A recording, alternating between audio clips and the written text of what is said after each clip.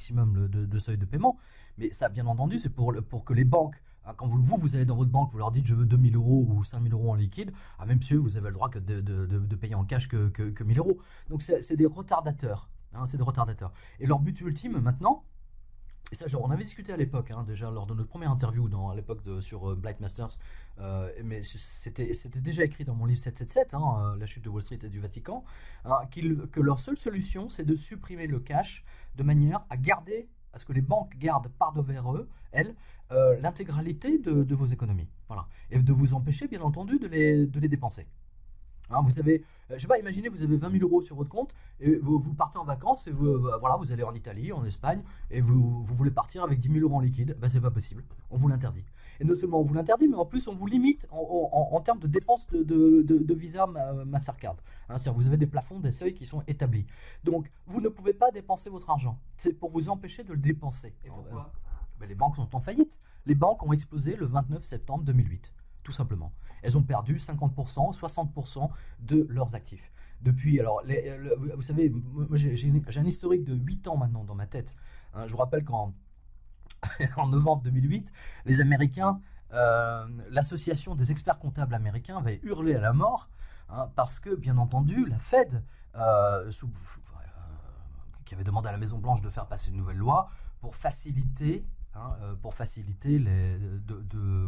agrémenter de nouvelles règles comptables qui permettaient aux banques d'avoir un bilan beaucoup plus brillant. Alors à l'époque, ça s'appelait, je vous le donne de tête, c'est le mark to market. Par exemple, vous avez un immeuble. Imaginons que vous avez un immeuble à Marseille. Vous dites voilà, c'est un immeuble de 10 étages, ça vaut, on va dire, 10 millions d'euros, d'accord ? Sauf que, donc, mark to market, immeuble, 10 étages, 10 millions dans votre bilan des actifs. Sauf que vous oubliez de préciser, bien entendu, que c'est dans Marseille, dans les quartiers nord. Et donc, que ça vaut plus grand chose et que c'est totalement délabré. En fait, techniquement, ça vaut zéro. Donc, tout a été agrémenté comme ça. Tout a été modifié. Les règles comptables ont été modifiées depuis pour permettre aux banques, justement, sur leur bilan, de ne pas être en faillite. Et le truc ultime, c'est d'arriver à la société sans argent liquide pour sauver les banques. Parce qu'à partir de ce moment-là, toutes vos économies, vous ne pourrez pas les sortir. Voilà, tout simplement. Vous avez mis 50 000 euros de côté, vous voulez vous faire plaisir, vous voulez acheter, vous voulez partir en vacances, vous voulez prendre du liquide, etc., en distribuer à vos enfants, non, vous n'avez plus le droit, c'est fini. Vous voulez donner 2 000 euros à Noël à votre petit-fils, vous n'avez pas le droit.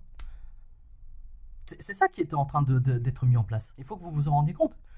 Et c'était déjà, si vous voulez, dans le livre 777 que j'avais publié en 2008, je parlais du vice-président de Visa, Visa États-Unis, qui disait, à l'époque, c'était une conférence de presse qui datait de 2006 techniquement, ou 2004, je ne me souviens plus, et disait en 2012, ça sera une société sans argent liquide. Il vous coûtera plus cher de payer en liquide que de payer par carte bleue, d'accord ? Ils ont pris du retard sur le programme, comme vous l'avez vu, mais Danemark a fait savoir il y a à peu près une semaine qu'ils veulent supprimer toute forme d'argent liquide. Israël a fait savoir il y a à peu près un an qu'ils veulent supprimer tout l'argent liquide. Et bien entendu, tout ça pour la plus grande gloire de 3 multinationales qui sont exclusivement, bien entendu, américaines. C'est Visa, Mastercard et American Express. Autrement dit, chaque Français qui va payer... Vous avez vu toutes les pubs là, en ce moment à la télévision de paiement sans contact, d'accord ? Paiement sans contact, pourquoi ? Pour vous éviter d'utiliser du liquide, de la petite monnaie. Mais qui bénéficie de tout ça derrière ? C'est Visa et Mastercard. Autrement dit, on donne... Je reviens un peu au côté moyenâgeux de la chose, le pouvoir de battre monnaie, comme disait Marie-France Garot. Le pouvoir de battre monnaie nous a été enlevé lors de notre adhésion à la zone euro. Et en 2010... ou 2011, je ne sais plus, la Chambre des députés a scandaleusement voté une loi qui donnait le contrôle de nos banques à la Banque Centrale Européenne. Autrement dit, c'est exactement comme si vous donniez individuellement le contrôle de votre porte-monnaie, de votre chéquier, de votre carte bleue à un Belge. Et chaque fois que vous voulez faire un achat, vous devez avoir la permission du Belge. Vous n'avez plus le contrôle de votre argent, vous n'avez plus le contrôle de vos actifs, vous n'avez plus le contrôle de rien. Vous êtes techniquement mis en esclave. C'est aussi simple que ça. Alors, est-ce qu'on ne peut pas voir ça d'une manière un petit peu différente? C'est-à-dire, est-ce qu'il y a déjà cette volonté, est-ce qu'il n'y a pas une volonté de rentrer dans une logique du numérique, entre guillemets, qui est de se dire aujourd'hui, effectivement, le droit régalien de battre monnaie est peut-être aujourd'hui, dans l'esprit de ces gens-là, un droit dépassé, imaginons que ça puisse être le cas, et de se dire aujourd'hui, on remplace tout de la même manière qu'on n'écrit plus, on passe par l'ordinateur. Est-ce que de la même manière, on passe par. Je vois aujourd'hui les cartes bleues, vous avez même en deçà d'un certain seuil, il suffit de passer avec certaines cartes, vous passez simplement devant le boîtier, et hop, vous n'avez même plus besoin de taper le code, et automatiquement, c'est ça. C'est Mais est-ce que c'est pas forcément dans l'esprit de ces gens-là une évolution pour éviter, je veux dire, d'embaucher des gens, d'avoir des gens qui comptent et qui trient des billets et ainsi de suite? Est-ce qu'on n'est pas dans cette logique-là ou véritablement il y a un côté très pervers à la chose? Alors, en effet, il y a cette logique-là. On est tout à fait d'accord. Il y a toujours l'évolution technologique qui prime. N'empêche, à partir du moment, si vous voulez, et en tant que, imaginez par exemple, c'est un exemple un peu idiot. Imaginez que pour prendre les commandes du bateau du Charles de Gaulle ou de nos installations nucléaires, vous devez demander la permission, vous devez aller chercher les clés à Bruxelles. En fait, techniquement, ce que vous voyez là, derrière cette mainmise sur le pouvoir de battre monnaie, c'est la mainmise, enfin, du moins, on vous enlève votre indépendance. L'indépendance de la France vous est enlevée. Comment vous enlevez l'indépendance des gens? Tout simplement en leur enlevant toute indépendance financière, tout simplement. Mais ça, avec l'euro, c'est quelque chose qui est acté déjà depuis plus de 10 ans. Non, ce n'est pas exact.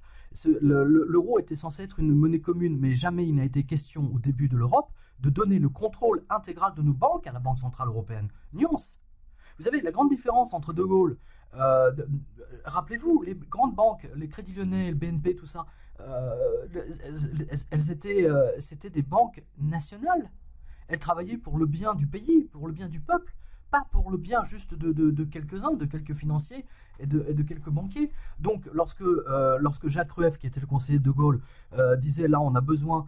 On va faire les TGV, on va faire Ariane Espace, on va lancer les grands projets d'indépendance nucléaire, on va financer les autoroutes, etc. N'oubliez pas, on s'endettait, la France s'endettait auprès des Français, d'accord? Les Français achetaient des bons du Trésor justement pour financer tous ces travaux. Aujourd'hui en 2015, mais depuis longtemps déjà, depuis maintenant 20 ans, les Français ne peuvent plus acheter individuellement des bons du Trésor de la France. C'est fini.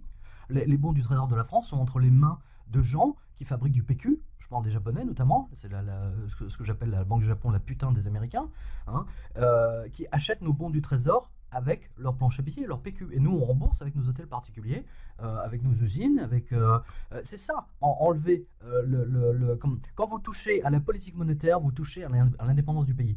Et ça, il y a très très peu de gens qui l'ont vu. Oui, est-ce que c'était pas en substance justement dans le traité européen et dans la réforme dans Maastricht des gens?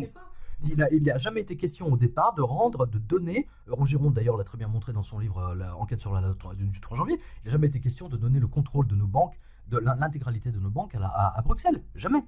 Quand vous contrôlez vos banques, vous contrôlez le pays. À partir du moment où vous n'avez plus la main mise, en tant que politique, j'entends, sur la politique de vos banques, en disant voilà, nous on va remonter le crédit, il faut que les gens consomment, etc. Vous avez quand même la main sur votre politique. Aujourd'hui, vous avez tout un tas de gens qui braillent, qui vous disent depuis 6 ans qu'il y a la reprise, alors que ça fait 6 ans que la crise ne fait que s'aggraver. Vous l'avez tous vu. Donc là, vous touchez du doigt cette réalité. Elle est subtile, mais quand vous voyez que les Français, chaque Français qui vient au monde, chaque bébé qui vient au monde est endetté à quasiment 40 000 euros, excusez-moi, mais et tout ça pour des gens étrangers en plus. Pourtant, aujourd'hui, pas plus tard que ce matin, on se satisfait d'un retour de la croissance. En tout cas, pas de la croissance, mais d'un retour de l'investissement, pas l'investissement, mais des dépenses des ménages. Ouais, c'est une illusion là aussi. Comment s'appelait déjà le ministre de la propagande de Hitler? Comment s'appelait-il déjà? Je me souviens plus. Himmler, Goebbels, le ministre de la propagande. Écoutez, plus les mensonges sont gros, plus ça passe. Moi, ce que je vois de mon côté pour Monsieur Sapin, je peux lui donner un autre élément. Les ventes, par exemple, de tracteurs et de tout ce qui est engins agricoles, vous savez, d'engins lourds, de tracteurs. Vous avez également un autre élément. Les ventes, vous savez, de camionnettes, de berlingots, etc., sont en baisse de 7 à 10%, je crois. Oui, mais les ventes du Rafale ont décollé, c'est le cas de le dire. Bien sûr qu'avec un Rafale, vous allez faire du blé et des céréales. C'est sûr, sur tous les... C'est évident, c'est bien connu. Non, mais vous voyez, c'est une arnaque médiatique. L'arnaque, quand vous contrôlez les médias, vous pouvez balancer tous les messages. Moi, ce que je vois aujourd'hui, moi, ça me rappelle Berlin. hein. Ça me rappelle la propagande nazie, tout simplement, en disant tout va bien, Stalingrad, tiens, la valeureuse, vous savez, la propagande russe aussi, hein, la valeureuse armée soviétique, etc. Vous savez, dans les années 50, etc., la production, alors que les gens étaient en train de crever la dalle, hein, mais tout allait bien. On est exactement dans la même situation. On est exactement, mais précisément dans la même situation. On a affaire à de la propagande. Quand vous voyez que Zemmour s'est fait dégager, c'était un des rares journalistes de droite. Hein, mais il y a des vérités qui sont inconvenantes à dire. Hein, donc voilà. Et encore, lui, il parlait même pas d'économie. Alors vous imaginez-moi. Vous imaginez-moi. Nous n'avons plus.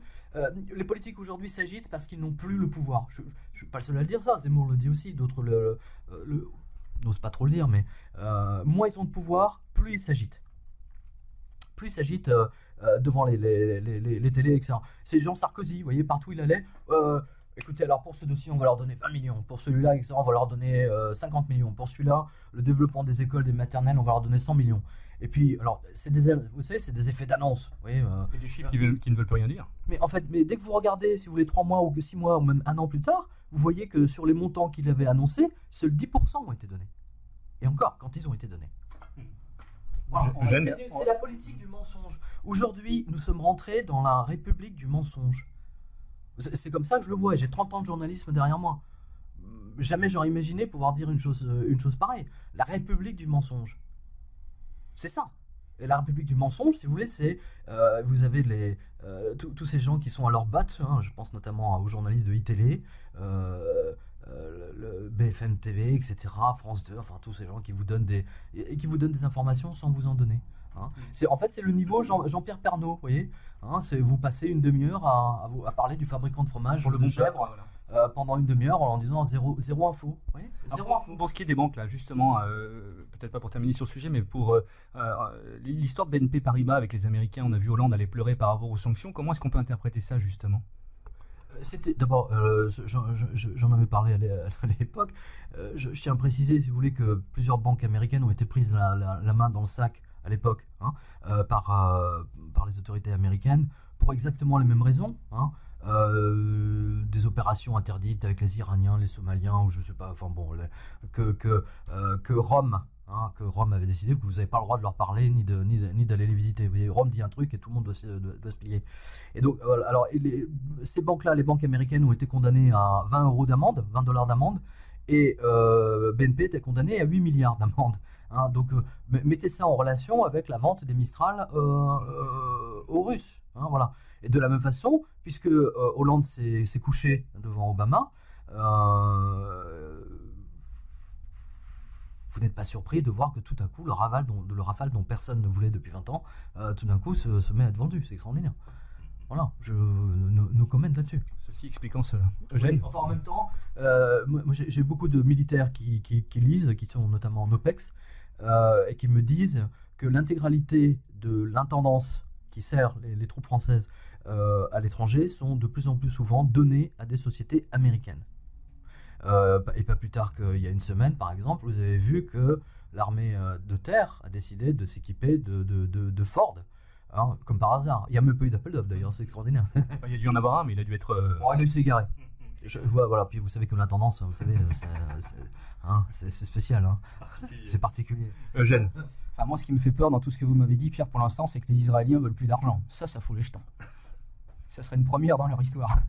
Mais écoutez, n'oubliez pas, si vous voulez, n'oubliez pas. Non, mais attention, ils ne veulent pas d'argent liquide. Ils n'ont pas dit qu'ils ne voulaient pas d'argent. Nuance. Ne confondez pas. Hein, c'est une petite provocation. Non, mais j'entends bien. J'entends bien. Mais vous remarquerez que avec beaucoup d'amusement, si vous voulez, que quand vous voyez passer les manifestations. Des putes, nous ne sommes pas ni des putes ni des soumises, je crois, je sais pas quoi. Ni putes ni soumises, hein, voilà.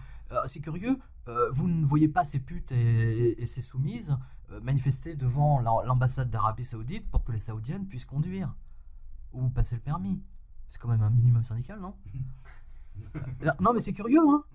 C'est curieux que toutes ces féministes à 2 balles ne fassent pas de ce genre de manifestation. C'est toujours en fait une déstabilisation systématique, si vous voulez, de la France. Et je constate, hein, comme d'ailleurs beaucoup de lecteurs, hein, ils me disent, parce que moi je dis très souvent qu'aujourd'hui on est en 1900, exactement comme on est en 1939-40, C'est vraiment la même situation, hein. Les gens pensent que tout va bien, de la même façon qu'en 1940, on leur disait tout allait bien, que les Allemands allaient se fracasser contre la ligne Maginot, hein, et que bon, voilà, hein, il ne se passera rien de particulier. Et puis les Allemands ont fait le tour de la ligne Maginot, hein, c'était pas prévu au programme, vous voyez, par la gauche de l'époque. Hein. Il ne faut pas oublier, il y avait la SFIO à l'époque. Hein. Hein, ils avaient déjà trahi à l'époque l'armée, comme exactement la gauche aujourd'hui. Hein. On est vraiment dans la même situation. Et du jour au lendemain, hein, alors qu'on avait dit aux Français, l'intégralité de la presse, de la radio surtout, la TSF de l'époque avait dit aux Français que tout allait bien, en l'espace de 5 minutes, les Français ont pris leurs jambes à leur cou. Et en 5 minutes, juste en 5 minutes, l'argent, les billets de banque de la Banque de France ne valaient plus rien. Instinctivement, les gens sont tous revenus aux pièces d'or et pièces d'argent. Et tous ceux qui ont pris la route pour quitter Paris, etc., enfin pour s'échapper, pour fuir les Allemands, avaient utilisé les pièces d'or et les pièces d'argent. Plus personne n'acceptait de toute façon les billets de la Banque de France. N'oubliez jamais, j'en parle dans le livre 666, mais j'en parle surtout dans le livre 777 et dans Black Masters également, parce que c'est quelque chose de capital. Lorsque Wall Street a explosé le 29 septembre 2008, d'accord, il y a eu plusieurs réunions. Notamment, il y a une réunion secrète, enfin secrète, elle n'a pas été rendue publique, mais on le sait depuis, parce que le gouverneur de la Banque centrale, Mervyn King, en a parlé, parce qu'il a pris sa retraite. L'ambassadeur des États-Unis à Londres, il y avait des représentants de la Fed, il y avait Geithner, à l'époque, qui était patron de la Fed de New York. Et ils sont tous venus et ils se sont dit, bon là, il faut absolument faire quelque chose, sinon moi, Mervyn King, gouverneur de la Banque centrale anglaise, j'appuie sur le bouton parce que nos banques sont ruinées, j'appuie sur le bouton, j'arrête tout de suite tous les distributeurs automatiques de billets en Angleterre. Ça s'est passé, ça devait se passer je vous le donne de tête, 5 ou 6 octobre 2008, d'accord? Et là, c'est pour ça qu'il y a eu cette fameuse réunion organisée de toute urgence à Paris. Il fallait que ce soit un pays européen, bien entendu, qui lance. Donc Sarkozy, qui était à la botte des Américains, a dit, moi je vais sauver le monde. Hein, mais il ne connaît rien en économie, Sarkozy. Oui, il n'était pas ça près. Mais ça ne vient absolument pas de lui, on le sait. Il a dit, voilà, nous allons prendre l'argent du peuple, l'argent des impôts, pour sauver les banques. Et d'ailleurs, ça a échappé à plusieurs fois depuis quelques temps, notamment au député UMP qui était son bras droit qui lui faisait ses discours, en disant que Sarkozy, grâce à Sarkozy, le monde a pu continuer parce qu'il avait sauvé les banques. Sarkozy sauvait les banques. C'est une plaisanterie. Hein. C'était à la demande des Américains. Il fallait impérativement un leader européen, un dirigeant politique européen qui donne l'exemple, en l'occurrence c'était Sarkozy, hein, qui prend l'argent du peuple. D'accord ? Qui prend l'argent du peuple pour sauver les banques.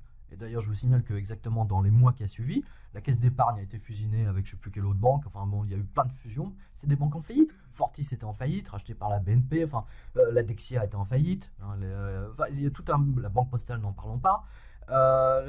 Donc l'argent du peuple. Et c'est pour ça que 2 ans plus tard, parce que Bercy, c'est quand même, il faut du temps pour qu'ils implémentent leurs calculs dans les feuilles d'impôt.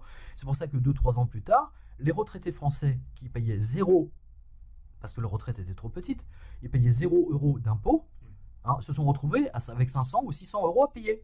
Et ça faisait à peu près 1,5 million de Français qui ne payaient pas d'impôts, qui ont été imposables du jour au lendemain. Je ne parle même pas de ceux qui avaient 100 € à payer par an sur leur feuille d'impôt. Ceux-là, ils ont été multipliés par 6 ou 8. Voilà. C'est ça l'argent, c'est ça le plan qui a été pris. Et Ambrose Evans Pritchard dans le Télégraphe, à l'époque, c'était drôle parce que moi j'avais échangé à l'époque avec Ambrose et je lui ai dit que je lui avais envoyé son article, j'avais découpé son article, je l'avais envoyé à Sarkozy en lui disant qu'il avait sauvé le monde, genre Superman, etc. Et Sarkozy, hyper fier, m'a répondu en disant ah oui merci, j'avais pas vu cet article parce que l'ambassade de Londres ça l'aurait passé à côté. Enfin bon bref, ça y est, il s'était vraiment pris pour le sauveur du monde quoi après cette opération. Mais en fait c'était reculer pour mieux sauter tout ça. C'est reculer pour mieux sauter. On le voit aujourd'hui. Vous voyez encore plus. Regardez en haut sur les avenues. Regardez tous les bureaux à louer. Regardez tous les commerces à vendre, à louer. Vous avez même chose jamais vue à Paris. Je me faisais encore la réflexion cet après-midi. Appartement à louer.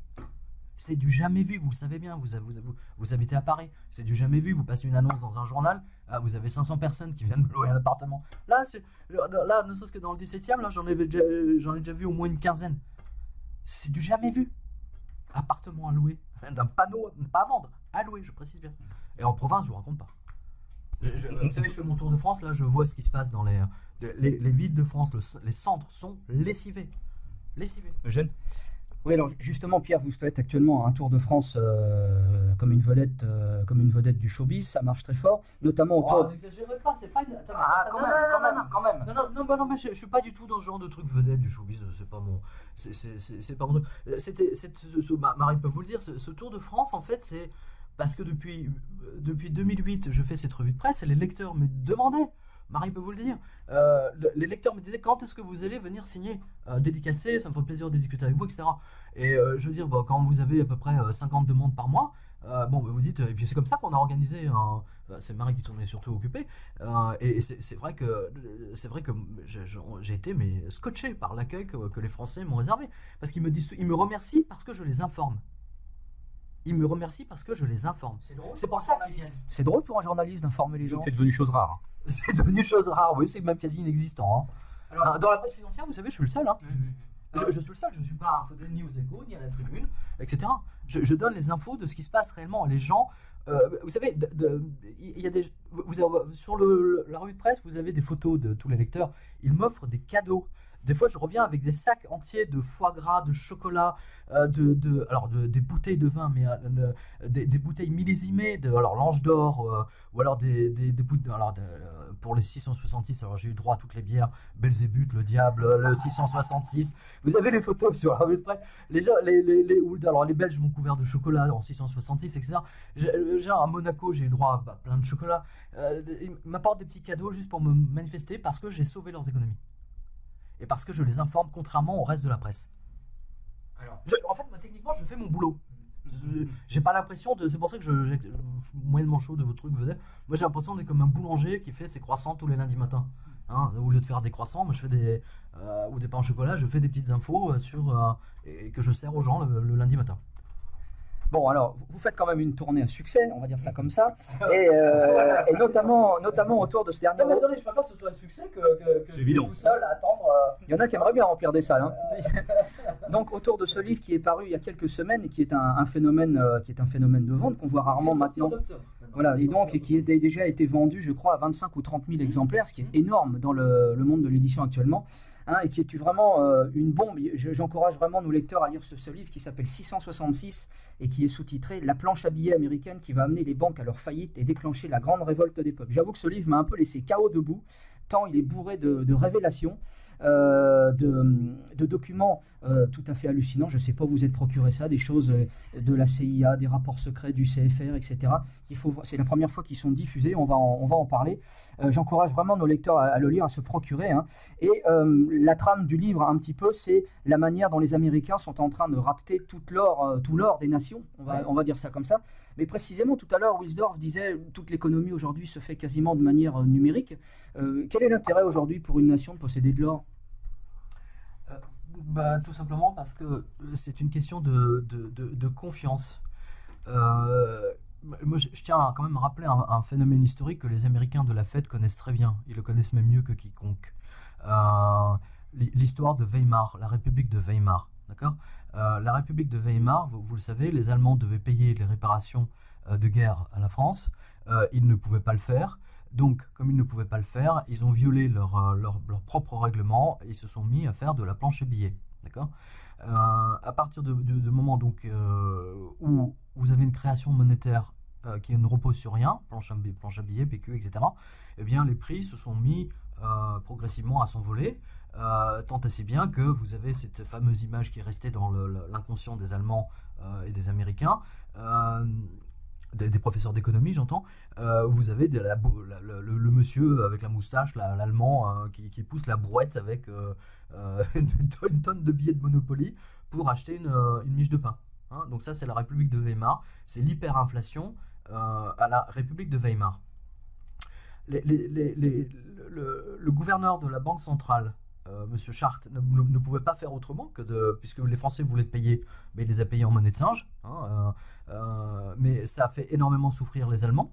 hein, puisque les aristocrates allemandes et viennoises étaient obligés de se prostituer aux paysans pour ramener un poulet ou des œufs, etc. Enfin, des choses comme ça. Vous avez d'ailleurs une description très précise dans le livre, hein, vous avez tout un chapitre là-dessus, notamment avec les mémoires de Stefan Zweig, hein, et d'autres, hein, qui en parlent.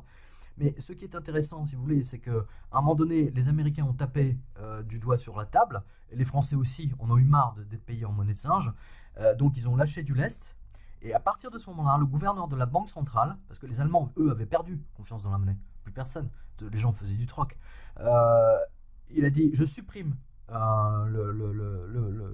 cette monnaie de la République de Weimar, qui ne vaut plus rien, et nous lançons une nouvelle monnaie qui repose intégralement sur des lingots d'or. Alors, il restait quelques lingots d'or dans la banque centrale qui n'avaient pas été donnés aux Français.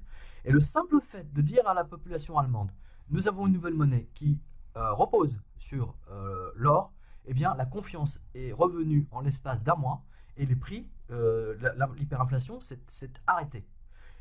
Il y a quelque chose qui fait que dans notre inconscient, il est marqué que une monnaie repose forcément sur l'or. C'est le seul métal qui permet effectivement des échanges. Et d'ailleurs, moi, je rappelle que la première chose, hein, quand les Américains sont arrivés en Ukraine, la première chose qu'ils ont faite, c'est voler l'or de l'Ukraine, hein, de la Banque centrale d'Ukraine. Hein, vous avez cet épisode dans le livre. Ce livre vous montre quoi? Il vous montre que la seule volonté des Américains, c'est de voler l'or de la France, de l'Italie, de tous les pays catholiques et la Grèce orthodoxe, pour les démolir. Hein, c'est la mise en esclavage par la dette. Et vous ne pouvez mettre les gens en esclavage qu'à partir du moment où vous leur enlevez toute forme de richesse. La richesse ultime d'un pays, et là on revient à la création monétaire de tout à l'heure, c'est l'or, les lingots d'or. Vous ne pouvez rien faire contre ça, c'est marqué dans la tête des gens. C'est pour ça d'ailleurs c'est intéressant de remarquer que la première chose que Nicolas Sarkozy, c'est pour ça que je dis que c'est un traître, la première chose qu'il a faite en tant que ministre du budget, c'est vendre 600 tonnes de l'or de la France, à la demande des Américains. Alors que bien entendu, les Américains à la même époque n'ont pas vendu un seul gramme du leur. Hein, oui, voilà. Il y a un chapitre entier sur cette histoire dont personne n'a jamais parlé. Pourquoi Sarkozy a vendu 600 tonnes d'or aux États-Unis? À la demande de la Fed. À l'époque, Alan Greenspan était gouverneur de la Banque centrale et il était vital. Vous savez, Greenspan disait toujours l'or, c'est le canari dans la mine. Alors c'est intéressant à plusieurs niveaux, ça. Hein. Le canari, c'est jaune aussi. Hein, voilà. Donc à partir du moment où vous savez que si le canari meurt, hein, ça veut dire qu'il y a une explosion à venir, un coup de grisou. Si le prix de l'or monte, ça veut dire que les gens perdent confiance dans le dollar. Or, l'Amérique, comme la Rome impériale de l'époque, ne peut tenir son empire qu'avec un dollar fort. D'accord ? Il s'est passé exactement la même chose. Les Américains sont des gens extrêmement intelligents. Hein, c'est des universitaires de très grand niveau. Ils savent pertinemment que l'empire romain s'est effondré à partir du moment où les empereurs ont commencé à bidouiller les pièces d'or et surtout les pièces d'argent. Hein, au début, les pièces d'argent, elles étaient pures en 990, on va dire. Hein, et à la fin de l'empire romain, elles étaient pures à 2%. Hein, c'était avec du caca et avec un peu d'argent. Hein, voilà. Ce qui tient un empire, c'est l'argent. C'est pourquoi l'argent, ça peut être des billets de banque, ça peut être une carte Visa, peu importe, hein, ou des pièces en or. C'est la colle qui tient une société. C'est ce qui permet au rouage de la société de fonctionner, les échanges de tourner. Hein, c'est la roue de la société. C'est l'argent. On parle de liquidité de l'argent, mais il faut voir l'argent comme surtout une huile, hein, que vous mettez, vous savez, sur les grands rouages d'un paquebot, hein, et pour que ça tourne sans problème, oui, pour que ça ne grince pas, pardon, comme ma chaise, et que ça ne s'arrête pas. C'est ça, et c'est pour ça que les Américains ont tout compris, sont infiniment plus intelligents, et c'est pour ça qu'ils ont toujours forcé toutes les universités du monde à enseigner du Keynes, hein, et du Friedman, parce qu'il était hors de question d'enseigner de la vraie politique monétaire à la rentale Fekete, par exemple. Alors, c'est ce qui est inquiétant, c'est si eux sont les plus intelligents du monde, nous on est les plus gros abrutis de la planète, quoi. Parce que cette analyse-là, en fait, historiquement, elle s'impose. Non, vous vous censurez vous-même. Vous vous censurez vous-même. On est les plus corrompus, nuance. Enfin, notre classe dirigeante est la plus corrompue, nuance. Hein, pourquoi Sarkozy a vendu les 600 tonnes, justement, hein, voilà. Mais alors la finalité, c'est quoi? C'est qu'on est dans une logique suicidaire, puisque c'est un traître, vous l'avez dit vous-même tout à l'heure, mais il cherche quoi exactement? Un assujettissement total et dévoué, enfin complètement. Oui, c'est ça. C'était également la même chose que Rome. Ce qui est intéressant d'ailleurs, parce que si on recoupe, n'oubliez pas, ce livre 666 fait quand même une référence à l'Apocalypse de Jean, hein, ça vient de là, c'est une référence directe au texte de Jean. Hein. J'ai montré dans mon livre 777 que moi j'ai proposé une analyse du texte de Jean avec les anges qui tient debout. La preuve, puisque j'avais annoncé que Benoît XVI allait être éjecté à coup de pied au cul du Vatican, hein, et je l'ai même dit à la radio ici et maintenant, 1 an, jour pour jour, hein, avant qu'il le fasse, 1 an, 365 jours. Donc ça prouve, si vous voulez, que mon analyse du texte de Jean est la bonne. Hein, j'ai pas la prétention d'avoir tout démêlé, mais au moins cette partie-là est la bonne, et surtout en ce qui concerne le 666, hein, puisque le 666 est une référence directe au lingot d'or du roi Salomon. Dans l'Ancien Testament, c'est le seul passage qui parle d'un système financier. Hein, c'est la reine de Saba qui explique qu'il restait à chaque année un excédent commercial au pays, au royaume du roi Salomon, de 666 talents d'or. C'est aussi le symbole de la bête. Oui, mais justement, c'est ce que je dis dans 777. Mais pourquoi Saint Jean a utilisé... Il a utilisé spécifiquement 666, d'une part parce qu'à son époque le papier n'existait pas, je vous le rappelle, d'une part, et ensuite que lui ne connaissait que les pièces d'or et les pièces d'argent et éventuellement les pièces de bronze. D'accord ? C'est la seule monnaie d'échange qui était disponible à l'époque. Il ne connaissait pas les billets papier. Or, ce que voyait Jean, et c'est ce que je montre dans ce livre, c'est qu'il voyait que le monde allait exploser à cause d'une bête à 7 têtes. Hein, et j'ai montré, grâce à un de mes lecteurs, justement, quand il dit 7 têtes, une tête, hein, c'est votre tête, c'est sa tête. Hein, qu'est-ce que vous avez sur le dollar ? Vous avez 7 têtes. Vous avez les têtes des présidents américains. Hein, voilà, c'est des têtes. Hein, et vous en avez 7. Et pourquoi Jean utilise la bête qui sort de la mer ? N'oubliez pas, il est à Patmos, c'est la Grèce. Hein, j'ai déjà eu l'occasion d'en parler, mais c'est important, vous savez à quel point je suis attaché à la mythologie grecque. Et justement, il y a Iris, vous voyez, la messagère qui vient nous visiter. C'est le chat. Pourquoi Jean parle de cette bête qui sort de la mer, de l'eau donc, hein, c'est une bête qui sort de l'eau, vous êtes d'accord ? Avec cette tête. D'accord ? C'est une référence directe à la planche à billets américaine.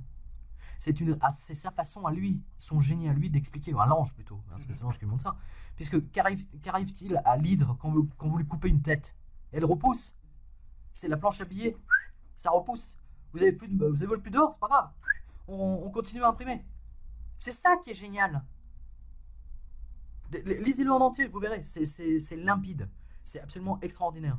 Et c'est pas du tout par hasard non plus que dans le passage qui touche à Benoît XVI dans mon livre 777, le Christ, ou l'ange, je ne sais plus, lui dit « Achète de l'or chez moi. Achète de l'or chez moi. Car autrement, tu vas te retrouver nu. Tu vas te retrouver à poil. Tu vas te retrouver fauché, déstabilisé.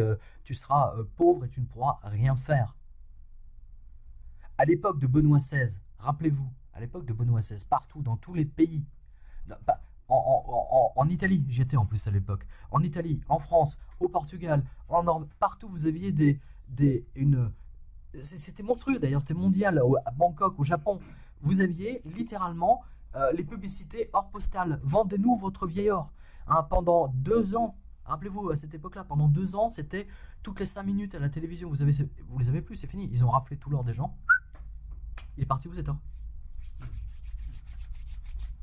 Eugène ? Alors, puisque nous sommes dans les secrets du Vatican, vous avez un chapitre entier qui est assez abourrissant. Justement, à cause de ça, justement. Vous avez une thèse un peu iconoclaste sur les véritables raisons de la démission du pape Benoît XVI. Pourquoi les Américains s'acharnent... N'oubliez pas une chose, j'avais dit à l'avance que Benoît XVI serait éjecté du Vatican, qu'il va quitter le Vatican. C'est quand même important de le souligner, si vous voulez. C'est pas un phénomène anodin, j'ai pas une vision, machin, un truc. C'est la grille de lecture des anges du texte de Jean, tout le monde peut l'apprendre. Je suis pas le seul, c'est pas une vision. Elle fonctionne pour tout le monde, pas que pour moi. Hein. Et donc, sur cette base-là, Benoît XVI devait être poussé à la démission pour tout un tas de raisons. Et justement, notre ami Blind Masters y a joué un rôle majeur. N'oubliez pas que quelle était la banque qui a commencé à à traîner le Vatican dans la boue en disant la Banque du Vatican fait des opérations. Non, ça c'est vieux ça. Quelle est la banque C'était la JP Morgan. C'est la JP Morgan qui a dénoncé le Vatican. C'est la JP Morgan qui a fait une conférence de presse en disant oui, le Vatican a des opérations suspectes. Je suis désolé, mais la dernière chose qui reste à ces putains de banquiers, à ces putes, c'est le secret bancaire. Donc vous avez un problème avec un client, vous convoquez pas la presse pour leur dire, pour exposer leurs problèmes. Donc c'est piloté, c'est voulu. Allô? Bah ouais. Mais pourquoi vous avez un problème avec vous avez des députés qui ont des problèmes avec leur banque, etc. La BNP ou le Crédit Lyonnais, ou enfin LCL n'a pas appelé l'AFP pour leur dire tel député, on l'a éjecté de notre agence. Parce qu'il a fait un virement, de 50 000 euros sur une banque au Luxembourg. On l'a pas vu ça. Alors, le rapport. Oui, Eugène. Oui, pourquoi les Américains se sont jetés comme ça, comme la vérole sur le bas clergé, c'est le cas de le dire, sur l'or du Vatican? Quel intérêt ils avaient à prendre l'or du Vatican? La JP Morgan avait des positions déficitaires en or. Dans le livre Blade Master, si vous voulez, c'est pas elle qui est vraiment en cause, c'est plus la Fed manipule le cours de l'or et de l'argent, surtout de l'or. Voilà. Ce qui est important pour eux, si vous voulez, c'est de récupérer le plus d'or possible. D'accord? Or, l'un des plus gros détenteurs d'or aujourd'hui, indépendant, c'est le Vatican. Le Vatican possède des réserves d'or, notamment il a gardé par devers lui, ou elle, je sais pas comment, les gens, plutôt elle.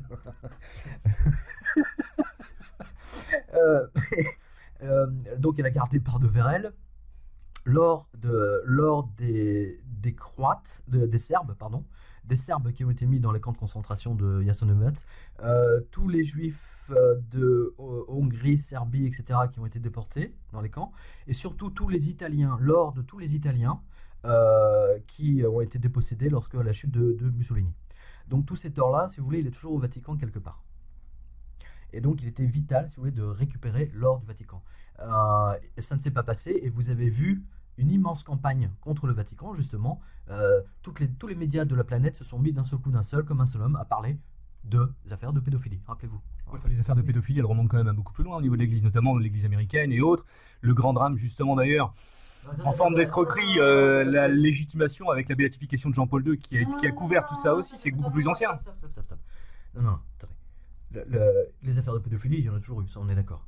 En revanche, moi, en tant que journaliste, je peux vous dire qu'en 30 ans de presse, jamais je n'ai vu, de l'Australie en passant par Singapour, y compris les pays du Golfe, la Nouvelle-Zélande, tous les pays européens et bien entendu les États-Unis, le jour J, vous savez, on appuie sur un bouton et d'un seul coup, boum, pendant 1 mois, 2 mois, vous avez une couverture permanente comme un pilonnage d'artillerie lourde sur le Vatican avec toutes les affaires de pédophilie qui ont été gardées sous le coude, je pense notamment aux affaires irlandaises, et qui ont été sorties au bon moment. Voilà. Donc c'est une manipulation. C'est une manipulation massive médiatique, et c'est une spécialité des Américains. C'est une grande spécialité des Américains. Donc en fait, Benoît XVI fait, comment dirais-je, fait l'objet, enfin c'est une victime expiatoire dans cette logique-là, et il fait. C'est une. Bon, attendez. Je vous rappelle quand même que dans le texte de Jean, le Christ dit: je vais te vomir de ma bouche. Je vais te vomir de ma bouche parce que t'es nul à chier. Je résume. C'est l'évangile selon Jovan Novik. C'est l'Apocalypse selon Jovan Novik. non, mais oui, c'est vrai. Mais il dit en fait parce que tu n'es ni chaud ni froid. C'est ce qu'il dit. Et si vous reprenez, c'est ce que j'ai dit, vomir quelqu'un, quand vous vomissez, ça vient de l'intérieur, ça vient du Vatican, ça vient de l'intérieur. Je vais te vomir. Le Vatican, c'est quoi? C'est la capitale de Pierre, enfin du Christ, du christianisme. Je te vomis, donc je vais t'éjecter. Tu es en moi, mais je vais t'éjecter. Il a été éjecté parce qu'il était ni chaud ni froid. Vous savez, les desseins de Dieu sont... Moi, c'est ça qui je trouve admirable dans le texte de l'Apocalypse de Jean, c'est qu'il nous a donné le futur comme ça, cette espèce de fin d'une ère. C'est pas la fin du monde, c'est juste la fin d'une ère. Et ce texte, c'est avant tout une apocalypse monétaire. Alors moi, j'aimerais comprendre dans cette logique-là ce qu'a pu apporter ou changer l'élection du pape François dans cette logique-là. Écoutez, le pape François, alors je vais répondre d'une manière très simple par quelque chose de factuel, parce que moi j'aime bien le factuel, j'aime pas du tout les trucs de théologie qui n'apportent rien d'intéressant. Non mais là on n'est pas dans la théologie de toute façon. Non, mais je dis ça parce qu'on pourra s'attendre à... François est allé visiter Israël. C'était quand il y a 3 mois, 6 mois. Là. Il a enlevé sa croix pectorale. Il a enlevé sa croix. Qu'est-ce que ça veut dire ça? Pourquoi? Dans quel honneur? Quelle est cette lâcheté? Quel est ce pape? Quel est ce minable qui se terre dans un trou, qui est représentant du Christ sur terre et qui va en Israël et qui enlève sa croix? Oui, regardez. J'ai toujours ma croix. Hein, elle est là. Vous voyez, elle est ici. Hein, parce que dans les aéroports, on me force à l'enlever parce que ça fait poète-poète. Hein, voilà. Oui. Je l'ai. Benoît XVI s'est bien tourné vers la Mecque quand il a visité la grande mosquée en Turquie. Oui, mais et Jean-Paul II a fait preuve aussi d'une ouverture qui c'est propre à cet esprit de l'Église aussi issu du Concile. Vous ne pouvez pas être, je veux dire, vous êtes représentant du Christ, donc vous n'allez pas vous mettre à genoux devant Mahomet et tous les autres. Qu'est-ce que ça veut dire ça? Il n'est pas le premier. Jean-Paul II avait déjà fait il y a eu avec Assise et compagnie. Oui, mais moi je vous parle du texte de Jean. Mon opinion ni la vôtre d'ailleurs. Non, mais moi ce que j'essaie de comprendre dans cette logique-là, c'est où est la déstabilisation du Vatican dans cette volonté de récupérer son or au-delà de tout ça? Bah la pauvreté, tiens. Mais est-ce que concrètement cet or a été récupéré ou pas? Justement, l'histoire, si vous voulez, de cette bombardement d'affaires de pédophilie médiatique montre que cela n'a pas été le cas. Hein, Benoît XVI donc a été pris, si vous voulez, dans un tel étau, si vous voulez, qu'il a préféré partir. Mais vous allez plus loin, vous dites qu'à un moment donné, ils ont coupé les terminaux de paiement au Vatican et que dès le lendemain de sa démission, New York a réouvert tous les terminaux, donc on pouvait à nouveau acheter des choses au Vatican en payant en carte. Quand je dis que c'est Visa Mastercard qui pilote le tout, et Amex, hein, une semaine avant, parce que là ils étaient arrivés à un climax, comme on dit en anglais, hein, une tension absolument, une fébrilité, d'une situation absolument effroyable. Donc Benoît XVI, à partir du moment où ça a été pour lui, ça a été la goutte. Mais en même temps, ça vous montre quoi? On te tient par les couilles, mine financière. Ça aussi, ça vous montre. Non mais le fait qu'il lui coupe. C'est l'Apocalypse selon Jovanovic. Deuxième épisode. Ça, c'est le rhum, je pense. Non, mais c'est très symboliquement. Moi, chaque acte apporte en lui un symbole, hein, un message. Le fait que Visa et Mastercard coupent les terminaux du Vatican, c'est un message en soi. Il est tellement énorme que personne ne veut le voir pour ce qu'il est. On te coupe les moyens financiers. Tu ne peux plus payer. Et que dit le texte de Jean? Tu ne pourras plus vendre, vous ne pourrez ni vendre ni acheter si vous n'êtes pas marqué par le nombre de la bête. Et j'ai montré dans le livre 777 que justement la bête, c'est le système financier, c'est les banques. Aujourd'hui, vous ne pouvez ni vendre ni acheter, vous ne pouvez même pas toucher votre salaire si vous n'êtes pas marqué par la banque. Alors que ce n'était pas le cas encore en 1972. Hein, je vous signale qu'on était tous payés en liquide. Hein, à Saint-Mex, on était payés en liquide, hein, rappelez-vous. On était payé en liquide. Hein, tous les mois, on faisait où il y avait le virement là, mais les trucs en plus, on était payé en liquide. On faisait la queue chez l'intendant. Hein, voilà. Non, mais c'est important de savoir ça. Ça date seulement depuis 1976. La mise en esclavage a commencé en 1976 à partir du moment où une entité s'est interposée entre votre argent et vous, entre votre salaire et vous. C'est votre banque qui touche votre salaire le premier. C'est pas vous. C'est elle qui se sert la première sur votre compte. C'est pas vous. Précisément, depuis tout à l'heure, on parle de cet argent que les Américains raptent dans toutes les nations. Oui. Où est-ce qu'il est entreposé alors cet argent aux États-Unis? Vous parlez de l'or? Oui, bien sûr. Enfin, métal. Oui. Ces lingots, ils sont où? Alors, pour répondre à ça, en fait, il importe de revenir légèrement, vraiment légèrement en arrière. Enfin, légèrement, mais on revient toujours à la même époque, 71. Hein, le défaut de paiement des Américains en or, en lingots d'or. Du 15 août 1971. Bien sûr, c'était un défaut de paiement. Ils ont rompu les accords de Bretton Woods. Hein, ils ont dit à tous les autres pays européens, allez vous faire foutre. On vous paye plus en lingots d'or, on vous paye en PQ. Maintenant, c'est à vous d'accepter, sinon vous allez vous faire voir, c'est le même prix pour tout le monde. C'est le gouverneur de la banque centrale de la Fed du Texas, qui était le conseiller de Nixon, qui a dit aux Européens, c'est le dollar, c'est notre monnaie, mais c'est votre problème.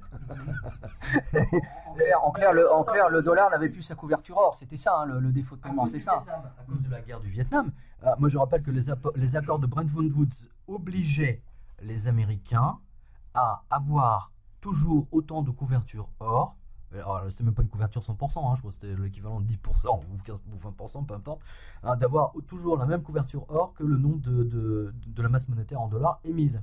Or, avec la guerre du Vietnam, ils ont pulvérisé le truc. Ils ont bien entendu émis 10 fois plus de dollars et donc ils n'avaient plus d'or du tout. Donc ils ont commencé effectivement, vous le voyez dans les documents de la CIA, vous le voyez notamment dans la réunion du compte-rendu avec Kissinger, tous les chefs de station de la CIA ont reçu l'ordre en 1968, donc avant le défaut de paiement, de convaincre tous les ministres des Finances de tous les pays européens de ne pas échanger leurs dollars contre des lingots d'or. Seul De Gaulle le faisait régulièrement. De Gaulle envoyait les frégates à New York, avec tous les billets, tous les excédents de dollars qu'on avait dans les échanges commerciaux avec eux, ils l'envoyaient là-bas, et les Américains étaient obligés de les échanger contre des lingots d'or. Et ils revenaient avec les lingots d'or. Et c'était entreposé là-bas. Donc les Américains sont arrivés quasiment à un stock d'or zéro. Donc aujourd'hui, ils sont en train d'essayer de reconstituer leur propre stock, mais ils n'y arrivent pas, parce que les Russes, la gouverneure de la Banque centrale russe à Moscou, elle achète tout ce qui passe, ainsi que les Chinois. Et les Chinois et les Russes sont en train de mener une guerre financière métallique aux Américains, absolument épouvantable. Les Américains savent qu'ils vont la perdre. Mais ça veut dire quoi? Ça veut dire que si Hollande aujourd'hui réclamait l'or de la France aux États-Unis, les Américains seraient pas en capacité de nous le rendre? En partie, théoriquement, je dis bien théoriquement, mais je mettrai pas ma main à couper là-dessus, ni le reste d'ailleurs.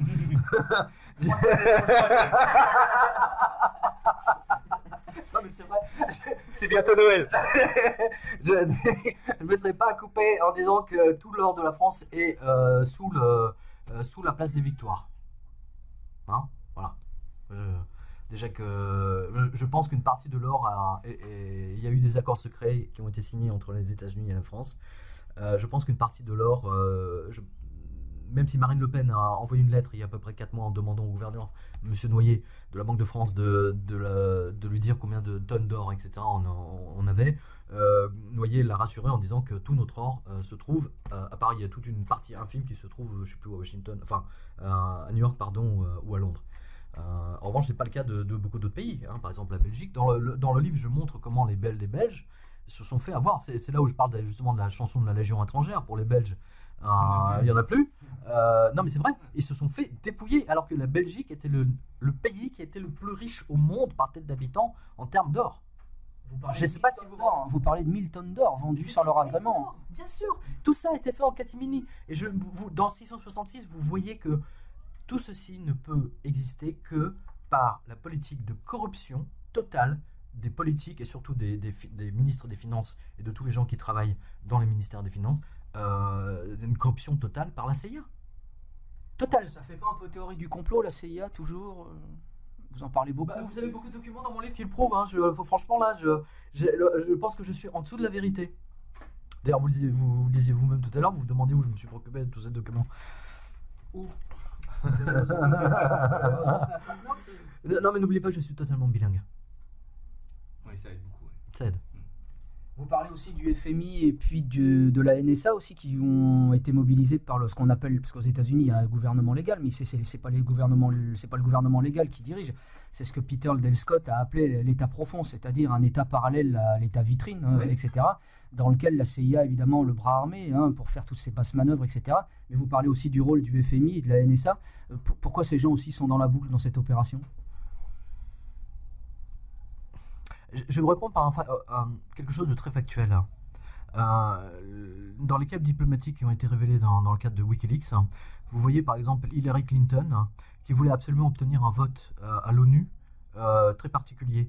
Et donc elle demandait à ce que tout soit mis en œuvre, elle demandait à la CIA, à ce que tout soit mis en œuvre sur tous les patrons de délégation, à ce que leur urine soit capturée dans les hôtels où ils descendent, et à ce que tout soit analysé pour voir s'ils avaient des maladies, etc. Pour que la CIA puisse agir sur eux, pour les faire chanter, du moins pour qu'ils aient toutes les informations de leur côté, pour arriver au vote qu'ils veulent. Donc c'est quelque chose de vital. Les Américains ont toujours fonctionné de cette façon-là. L'histoire de la CIA, c'est pas quelque chose. Allez place de la Concorde, vous allez voir qu'au-dessus de l'immeuble de l'ambassade américaine, ils ont construit quelque chose de nouveau sur lesquels vous avez des antennes qui sont dissimulées. C'est des antennes de réception de conversations téléphoniques. Et vous savez, c'est faux décor. Vous savez, quand on peint sur un pan de mur, vous savez, on peint des fenêtres, ils ont fait exactement la même chose.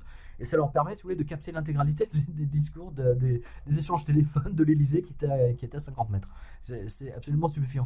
Donc, dites-vous bien que les Américains ont absolument besoin de contrôler. Ils savent que contrôler tout pays commence par le contrôle de sa monnaie. La politique monétaire, c'est la chose la plus précieuse qui puisse exister pour un pays. Vous pouvez vous appeler Marine Le Pen, prendre le pouvoir demain. Si vous ne contrôlez pas la politique monétaire, le pays vous échappera. Et de la même façon, si vous appelez Mélenchon, pareil. Vous nous avez dit tout à l'heure que de toute façon, les politiques aujourd'hui ne gouvernaient rien à ce niveau-là, ne contrôlaient rien à ce niveau-là. Dans le cadre de cette Europe-là, non, c'est clairement qu'il ne. Le pouvoir n'est plus en France, il est à Bruxelles, vous le savez pertinemment. Mais en admettant que Marine Le Pen ou Mélenchon soient élus, en admettant qu'ils veulent reprendre l'indépendance, du moins Marine Le Pen, qu'elle veuille vraiment reprendre ou sortir de l'Europe, d'accord, et encore ça je suis pas sûr, parce qu'avec Philippot, on peut avoir des doutes. Mais en admettant qu'elle veuille sortir de l'Europe, si elle ne prend pas le contrôle de la politique monétaire, elle perdra le contrôle du pays. Et c'est cette logique d'amasser de l'or ou de récupérer toutes ces valeurs. On parle de toutes ces richesses, notamment dans les pays du Moyen-Orient. Quelle est la position de tous les pays arabes, et notamment autour d'Israël, de tous ces pays-là? Quelle est leur politique par rapport à ça? Alors, c'est une très excellente question. Parce qu'on parle beaucoup des États-Unis, mais enfin bon, c'est clair que sans vouloir être uniquement centré sur la chose, on peut aujourd'hui il y a ce pouvoir-là, mais le pouvoir économique qui est lié au pétrole et aux énergies, et aussi au Moyen-Orient, et notamment autour d'Israël et les pays du Golfe. Alors c'est une très très bonne question. Vous avez vu qu'à un moment donné, il y a eu la guerre économique entre l'Iran. Les États-Unis ont déclaré l'Iran persona non grata. Donc ils les ont exclus de SWIFT. Le réseau de paiement financier international, d'accord. Donc plus personne ne pouvait payer les Iraniens pour leurs produits, notamment pour leur pétrole, l'air. Et il y a à peu près un an, ça s'est dégelé. Les Américains ont rebranché les Iraniens sur SWIFT, en partie, mais dans les accords, ils ont mis une ligne précise en disant il vous est interdit de payer de recevoir de l'or en paiement de votre pétrole. Vous voyez, ils tiennent toujours à ce que les gens n'aient pas d'or. Le diable est dans les détails, comme dirait Blight. C'est très précis. Alors maintenant, je vais répondre à votre question en ricochet. La situation diplomatique entre la Turquie et les États-Unis ont dégénéré. Pourquoi ? Parce que les Iraniens ont commercé, bien entendu, avec les Turcs, et que tous les paiements ont été faits avec des lingots d'or. Et que les Américains ont commencé à gueuler, les Turcs leur ont dit mais nous on n'est pas concernés, allez vous faire voir. Et donc vous avez tout un tas de pays justement du Moyen-Orient, je pense notamment au Qatar, mais surtout à l'Arabie Saoudite et à comment s'appelle l'autre pays là, le UE, les Émirats Arabes Unis. Voilà, les Émirats qui ont une plateforme de paiement or. Tout passé par là, par des sociétés de paiement intermédiaires pour tous les pays qui étaient interdits de SWIFT. En l'occurrence, ça concernait l'Iran. Donc aujourd'hui, les pays, les Saoudiens, par exemple, même s'ils sont totalement contrôlés par les Américains, ils achètent quand même beaucoup d'or. Allez à Monaco, allez par exemple à Chypre. Et vous allez découvrir que beaucoup tous les pays du Moyen-Orient, en fait, il y a un trafic d'or absolument phénoménal. C'est très intéressant. Tout le monde sait que le dollar va exploser. Vous savez, aujourd'hui, le dollar, par rapport à sa date d'émission de 1913, il ne vaut plus que 4 centimes. Donc tout le monde sait que le dollar va arriver à sa fin très prochainement. Donc il importe d'avoir, si vous avez 10 milliards de dollars en tant que pays ou même en société de pétrole, vous avez 10 milliards de dollars américains et que demain, du jour au lendemain, ça ne vaut plus rien. Vous faites quoi? Vous pouvez même être demain, vous faites faillite à cause de ça. Donc les gens sont obligés, ils savent ça, les Chinois le savent, les Russes le savent. La gouverneure de la Banque centrale de Russie est d'une femme d'une extraordinaire intelligence parce qu'elle pilote ça d'une façon remarquable pour le bien du peuple, elle, contrairement à notre gouverneur qui s'appelle Monsieur Noyer et qui va nous noyer, comme son nom l'indique. Moi je rappelle toujours que avant la catastrophe de Chypre, le gouverneur de la Banque centrale s'appelait Monsieur Panikos. Ça ne s'invente pas. Non, ça ne s'invente pas. Mais vous savez, j'attache beaucoup d'importance au nom, à la signification des noms, surtout quand on est gouverneur de Banque centrale. Si vous avez un mec qui s'appelle Monsieur Fauché qui est gouverneur de la Banque centrale, c'est vrai que c'est la fout mal. Là, c'est la fout mal. Je rappelle que les billets de banque foireux de Milosevic s'appelaient les Jovanovic. Il faut faire attention à ce qu'on dit, monsieur. Mais bien sûr. Non, mais c'était pas moi. Attention, c'était pas moi. Non, mais c'est très intéressant d'ailleurs ce que vous devez dire, parce que le fameux billet de 500 milliards de dinars, vous savez que les gens avaient des maux de tête. Les ménagères, en faisant leurs courses au marché, avaient des maux de tête. Elles n'arrivaient pas à calculer. Elles faisaient leurs courses, à la fin, elles rentraient, elles avaient la tête explosée à faire de faire des calculs. Oui. Enfin, le billet Jovanovic, le rouge, c'est un écrivain qui s'appelait Jean Jovanovic, en fait, techniquement. Et c'est intéressant d'ailleurs. Il écrivait des contes pour enfants. C'est le Grimm serbe, on va dire, ou l'Andersen serbe. Hein, oui. Donc ça vous montre bien, si vous voulez mettre un écrivain qui écrit des contes pour enfants sur un billet, déjà, ça donne la valeur de la chose. Bien, je laisse... Il y a une infantilisation. Ouais. Non, mais je vais plus loin. Ça veut dire qu'on infantilise la population. C'est ça que ça veut dire. Et vous savez, j'ai beaucoup étudié les billets de banque. J'ai beaucoup étudié les billets. Vous avez tout un chapitre dans le livre 666, et c'est même fascinant, c'est extraordinaire. Tant qu'on était au standard or, même en France, hein, enfin en particulier en France, vous aviez sur les billets de la Banque de France, vous aviez des anges. Des anges. Vous vous rendez compte? Des anges. Aujourd'hui, vous aurez les mecs qui disent oui, c'est la République laïque, on ne va pas mettre des anges sur des billets de banque de la Banque de France. Si, il y avait des anges. Il y avait Hermès, il y avait Iris, il y avait Déméter, il y avait Héra, il y avait vraiment tout le panthéon grec. Vous voyez, c'était... et au fur et à mesure qu'on s'est déconnecté de l'or, les dieux sont partis. Ils ont quitté les billets. C'est très intéressant à observer. Et moi, j'attache beaucoup d'importance à ça. D'une part, parce que ça m'a permis, si vous voulez, la connaissance de la mythologie grecque m'a permis de décrypter, on va dire, le texte de Jean, de comprendre, hein, notamment, comme tout à l'heure, la bête avec les 7 têtes qui sort de l'eau. Hein, voilà, vous avez l'hydre de Lerne. La planche à billets qui repousse, etc. C'est extrêmement important. Et maintenant, pour moi, c'est M. Prieur qui était un des plus grands numismates français, le plus grand spécialiste, expert auprès des tribunaux, etc. À partir du moment où on est arrivé à l'euro, on n'avait même plus des écrivains. Pascal, hein, vous vous souvenez des billets de Pascal dans les années 70, hein, Victor Hugo, le billet de Victor Hugo, Napoléon, le billet de 5, qu'est-ce qu'il y avait, Descartes, hein, le fameux billet de Descartes avec les trucs persiens là. Vous savez, même eux ont disparu. L'intelligence a disparu. Les billets ronds, maintenant vous avez quoi? Des portes et des fenêtres. Vous n'avez plus rien qui permette aux gens de s'identifier. C'est les humanités qui ont disparu en fait. Mais c'est d'abord dédivinisé. On a éjecté les dieux, ensuite on a éjecté les hommes, on a éjecté leur intelligence, et maintenant c'est des objets inanimés. C'est des portes et des fenêtres et des ponts. À la valeur de la monnaie. Castorama. Bricomarché. C'est Bricomarché. Bien, sur ces considérations, et pour laisser un petit peu nos auditeurs le temps de faire le point sur toutes ces informations, je vous propose, chers amis, une pause musicale qui est la bienvenue, bien sûr. Voilà. Bien, chers auditeurs, de retour sur Méridien Zéro pour une émission ce soir avec Pierre Jovanovic pour parler finances et autres malversations du même ordre. À l'occasion de la sortie de son livre 666, est sorti aux éditions Le Jardin des Livres, que nous vous recommandons bien évidemment vivement, qui nous permet d'aborder des sujets dont on ne parle pas forcément suffisamment et qu'il était important ce soir d'évoquer tous ensemble. Eugène Crampon avec moi bien sûr. Eugène, je vous laisse la parole pour cette deuxième partie. Eh bien, nous repartons sur un chapitre important du livre, d'autant qu'il y a une archive qui est publiée sur la manière dont les États-Unis, ils l'ont écrit, hein, c'est un document de 1949 sur la manière dont les États-Unis ont mis en coupe réglée l'Allemagne, l'ont esclavagisé. Je ne sais pas où vous avez trouvé ce document, Pierre, c'est proprement hallucinant, j'avais jamais vu ce truc-là.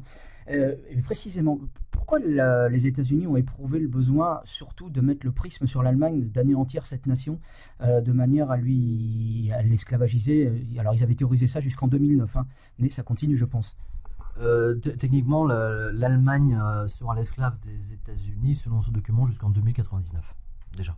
Et le même document existe, même si on l'a pas, hein, mais je suis Bodor, enfin on a 98% de chances que le même document existe pour le Japon, puisque les deux pays ont interdiction formelle d'acheter de l'or par ce document. Hein.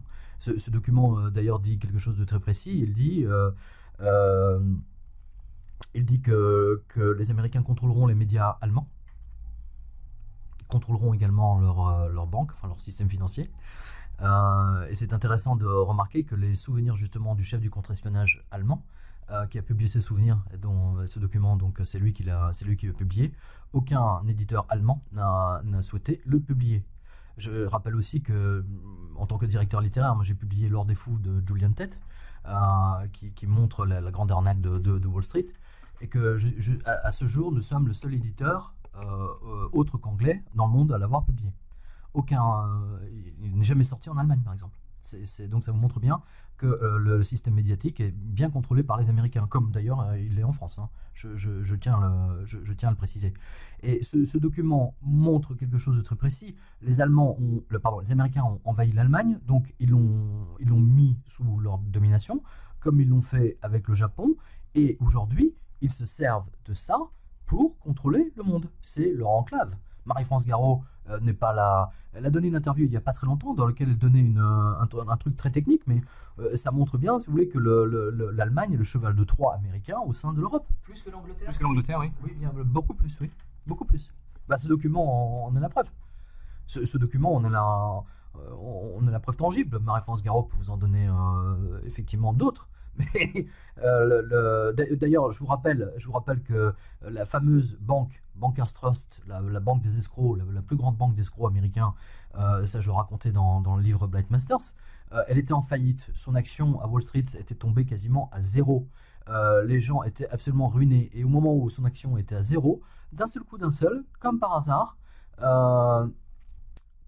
c'est la Deutsche Bank qui a racheté cette banque pourrie qui traînait derrière elle une réputation d'escroquerie permanente à tous les clients, et qui a été nommé à la tête de cette banque, comme par hasard, un monsieur qui allait devenir 2 ans plus tard le numéro 3 de la CIA, directeur financier de la CIA. Je fais juste un petit retour. Alors, vous voyez que je ne suis pas du tout dans la théorie du complot, puisque le passé nous montre que tout se tient, et que la CIA a compris bien mieux que tout le monde que l'espionnage, c'est pas vraiment l'espionnage militaire. Le plus important, c'est pas de savoir machin, ceci, enfin bon, même si c'est important, mais c'est surtout contrôler les routes financières. Vous citiez plusieurs fois, vous avez cité Marie-France Garot. Vous pouvez peut-être nous en dire un petit peu plus. Pour vous, ces analyses sont dignes de foi, justes. Je rappelle pour nos auditeurs que c'est une gaulliste, une égérie gaulliste, conseillère. Elle a été conseillère de Pompidou, je crois. Elle a travaillé avec Pompidou. Ensuite Chirac. Ouais. Chirac aussi. Chirac, il y avait, je sais plus, Newsweek ou Time, je crois qu'elle avait même sur la femme. Comme vous l'avez cité 2-3 fois. Je le cite 2-3 fois parce que d'abord c'est une femme d'une intelligence absolument remarquable, et ensuite ses analyses sont d'une pertinence mais absolument hallucinante, quoi. C'est vraiment total délire. Moi j'ai réécouté des interviews d'elle il y a à peu près 20 ans. Son problème, elle a un grave problème. Enfin grave, on s'entend. C'est une juriste. C'est une spécialiste du constitutionnel, plus précisément. Et donc, en tant que juriste ou législative, elle ne voit pas les conséquences économiques de la chose. C'est-à-dire qu'elle ne lit pas les conséquences d'un tel texte, vraiment, elle ne voit pas les conséquences colossales économiques derrière, quoi. Pourtant, vu son CV, on pourrait la considérer comme un élément à part entière du système. Ah non, moi je vois pas du tout Marie-France Garot comme un élément du système. Alors là, détrompez-vous. Au contraire, moi je vois. Quand dans son CV, on a travaillé avec Chirac, avec Pompidou, avec des gens comme ça, on peut se dire qu'on est partie prenante d'une situation. Oui, mais il faut se remettre dans le contexte de l'époque. Attention, n'oubliez jamais ça. Pendant très longtemps, jusqu'en 1998, vous aviez le bloc du bien et du mal. Vous avez le bloc des Bleus, l'OTAN, la France, etc. Et puis vous avez le bloc brejnevien, on va dire, de l'URSS. CCP, chèque postaux russe. Non, mais c'est vrai, c'est très important de se remettre mais même dans ce cadre-là, Marie-France Garot a toujours été une visionnaire dans ce cas-là. Elle avait toujours eu de très très bonnes, vraiment d'analyses remarquables. Alors, pour revenir un petit peu sur ce qu'on disait avec Eugène, enfin la discussion sur les questions que posait Eugène par rapport à l'Allemagne. Comment peut-on imaginer aujourd'hui un pays souverain, comme l'est devenu l'Allemagne, on peut le voir aussi comme ça. Mais il n'est pas souverain. Enfin, le document que je publie montre qu'il n'est absolument pas souverain. Oui, mais avec aujourd'hui un pays qui a un taux de croissance comme celui de l'Allemagne, est-ce qu'on pourrait... Mais au dépend de qui, pardon? Au dépend de qui? De tout le reste de l'Europe? Non, mais ça c'est à préciser, parce que l'Allemagne est souvent montrée comme un modèle économique. On pourrait tout à fait imaginer qu'ils puissent s'affranchir de cette tutelle-là pour pouvoir justement revenir sur ce marché, renégocier de l'or et racheter. Pourquoi est-ce qu'on est encore dans cette espèce de logique qui nous emmène vers 2099 avec un pays qui, pourtant, aujourd'hui, nous est montré comme un modèle économique à tout point de vue? Non, mais attendez, confondez pas deux choses, si vous voulez. D'une part, l'Allemagne a toujours eu une réputation pour ses produits absolument incontestables.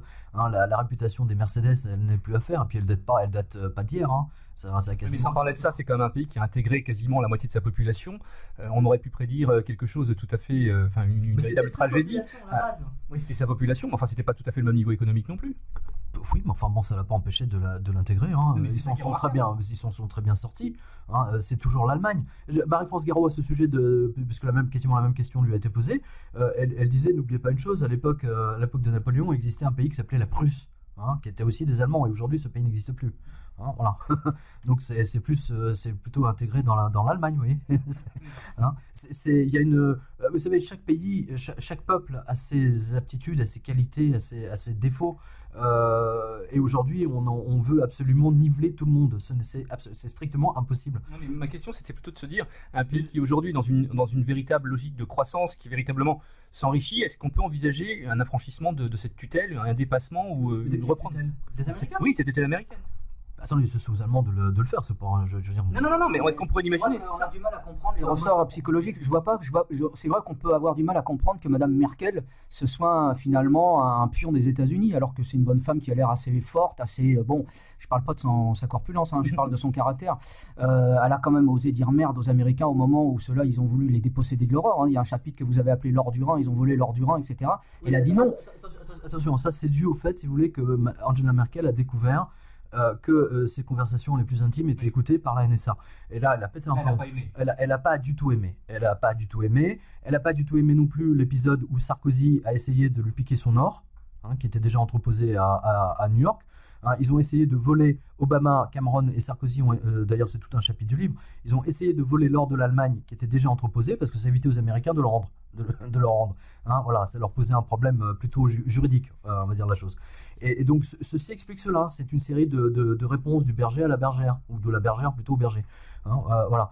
Et d'ailleurs la preuve c'est que Angela Merkel est allée beaucoup plus loin puisqu'elle a expulsé le chef de station de la CIA. Donc vous voyez que moi, dès que je parle de politique monétaire, la CIA est toujours là, elle est toujours à côté. La preuve, Angela Merkel a expulsé, hein, et tout ça sur fond de bataille sur l'or de l'Allemagne.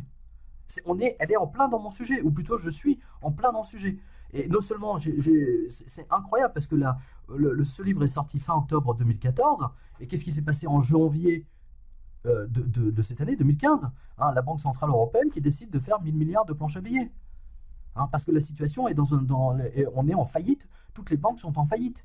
Donc la seule solution qui reste aux Européens, à la BCE, c'est de violer son propre règlement intérieur, hein, dans lequel il est précisé qu'il lui est interdit de fabriquer de la monnaie de singe, hein, contrairement aux Américains d'ailleurs.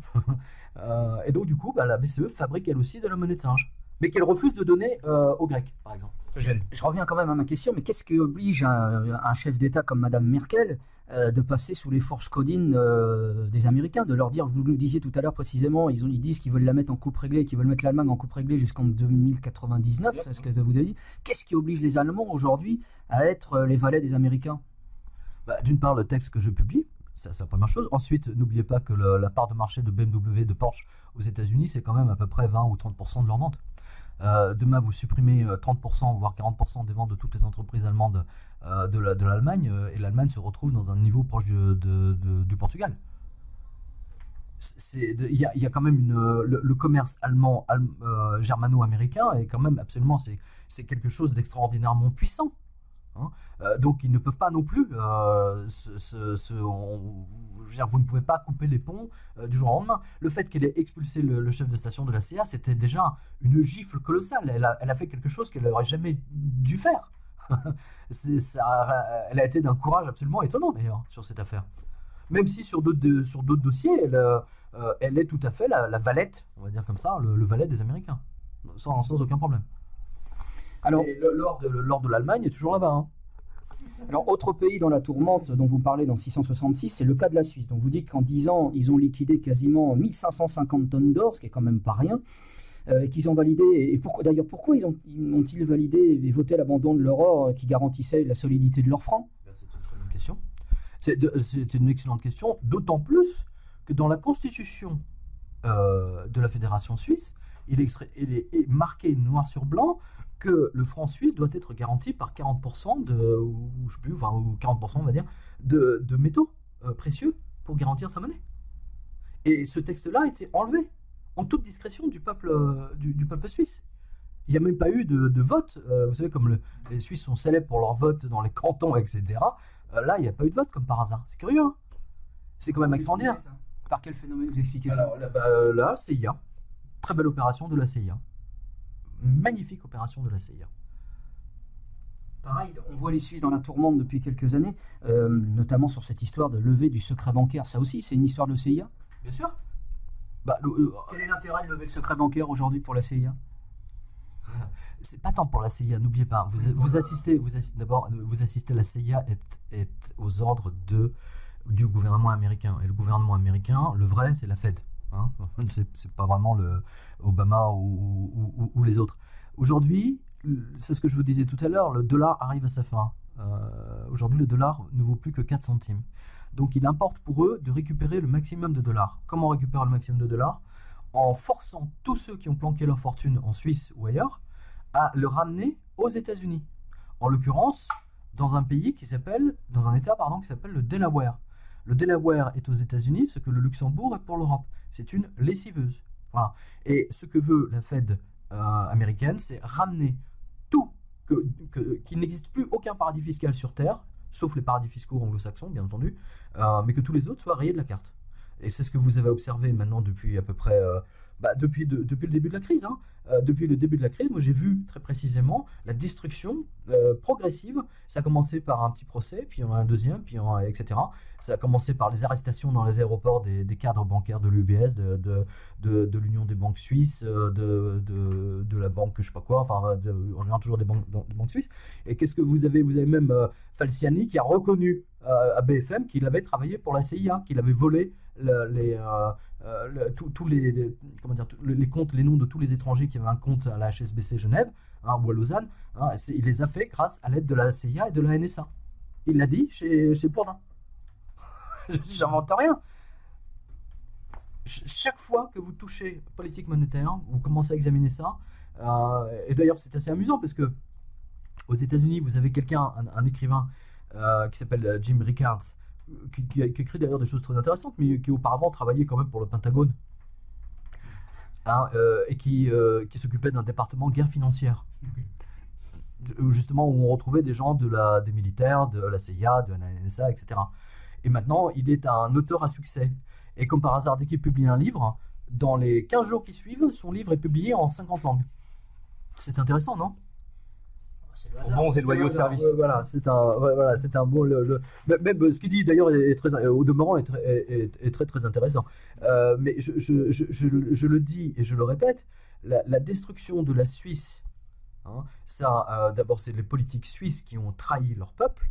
C'est les ministères en général les ministres des Finances, parce que c'est eux qui sont pris dans la cible, dans l'œil des opérations spécifiques des agents sur place. Et donc il leur demande de vous faites ceci et cela pour nous. Et sous cette lumière-là, sous cet éclairage-là, vous comprenez mieux pourquoi, alors que strictement rien, tout allait bien en France à l'époque, Sarkozy décide de vendre 600 tonnes. C'est comme si on avait, je le répète à nouveau, c'est comme si on avait vendu la Joconde ou les tableaux de Raphaël à Chantilly. C'est exactement la même chose. Vendre 600 tonnes d'or de la France, c'est vendre la richesse de la France. C'est comme si on avait vendu la Tour Eiffel. Vous disiez tout à l'heure qu'il y avait eu une campagne de presse énorme contre le Vatican, mais contre la Suisse aussi, puisque on a même mobilisé dans cette histoire, ce que Finkelstein a appelé l'industrie de l'Holocauste. On a parlé de biens juifs en déshérence, etc. Est-ce que tout ça, ça n'a pas pesé dans le fait que les Suisses étaient obligés de lever le pied? Mais vous avez très bien observé, c'est exactement la même opération. Moi, je peux vous dire, j'ai assisté à l'arrestation de Michael Oliakis à Athènes, en tant que j'étais le seul journaliste français à Athènes ce jour-là. J'ai assisté et j'ai vu, c'est même pas, je l'ai vu, mais j'ai pu le confirmer avec mes collègues grecs, les journalistes grecs qui étaient là, parce qu'on a attendu 2 heures ou 3 heures devant le commissariat central d'Athènes. L'opération, la mise en scène de l'arrestation de Michael Oliakis était exactement la même que celle de Dominique Strauss-Kahn. C'est-à-dire qu'en fait, ils ont attendu, pour le laisser sortir du commissariat, ils ont attendu l'ouverture du journal de 19h. C'est pour les Grecs. Nous, c'est le journal de 20h, mais eux, c'est le journal de 19h. Et donc, juste à 19h pile, comme par hasard, Michael Oliakis passait devant tous les journalistes avec leurs caméras, etc. D'ailleurs, c'est marrant parce que dans certaines images, vous me voyez en train de prendre des notes. Vous voyez, c'est vraiment bizarre. Et les journalistes grecs me disaient, nous, on n'a jamais vu ça. de mémoire de journalistes grecs, nous n'avons jamais vu une telle mise en scène pour l'arrestation de tel ou tel politique corrompu, ou je sais pas, ils n'ont jamais vu ça. Jamais de leur vie, jamais.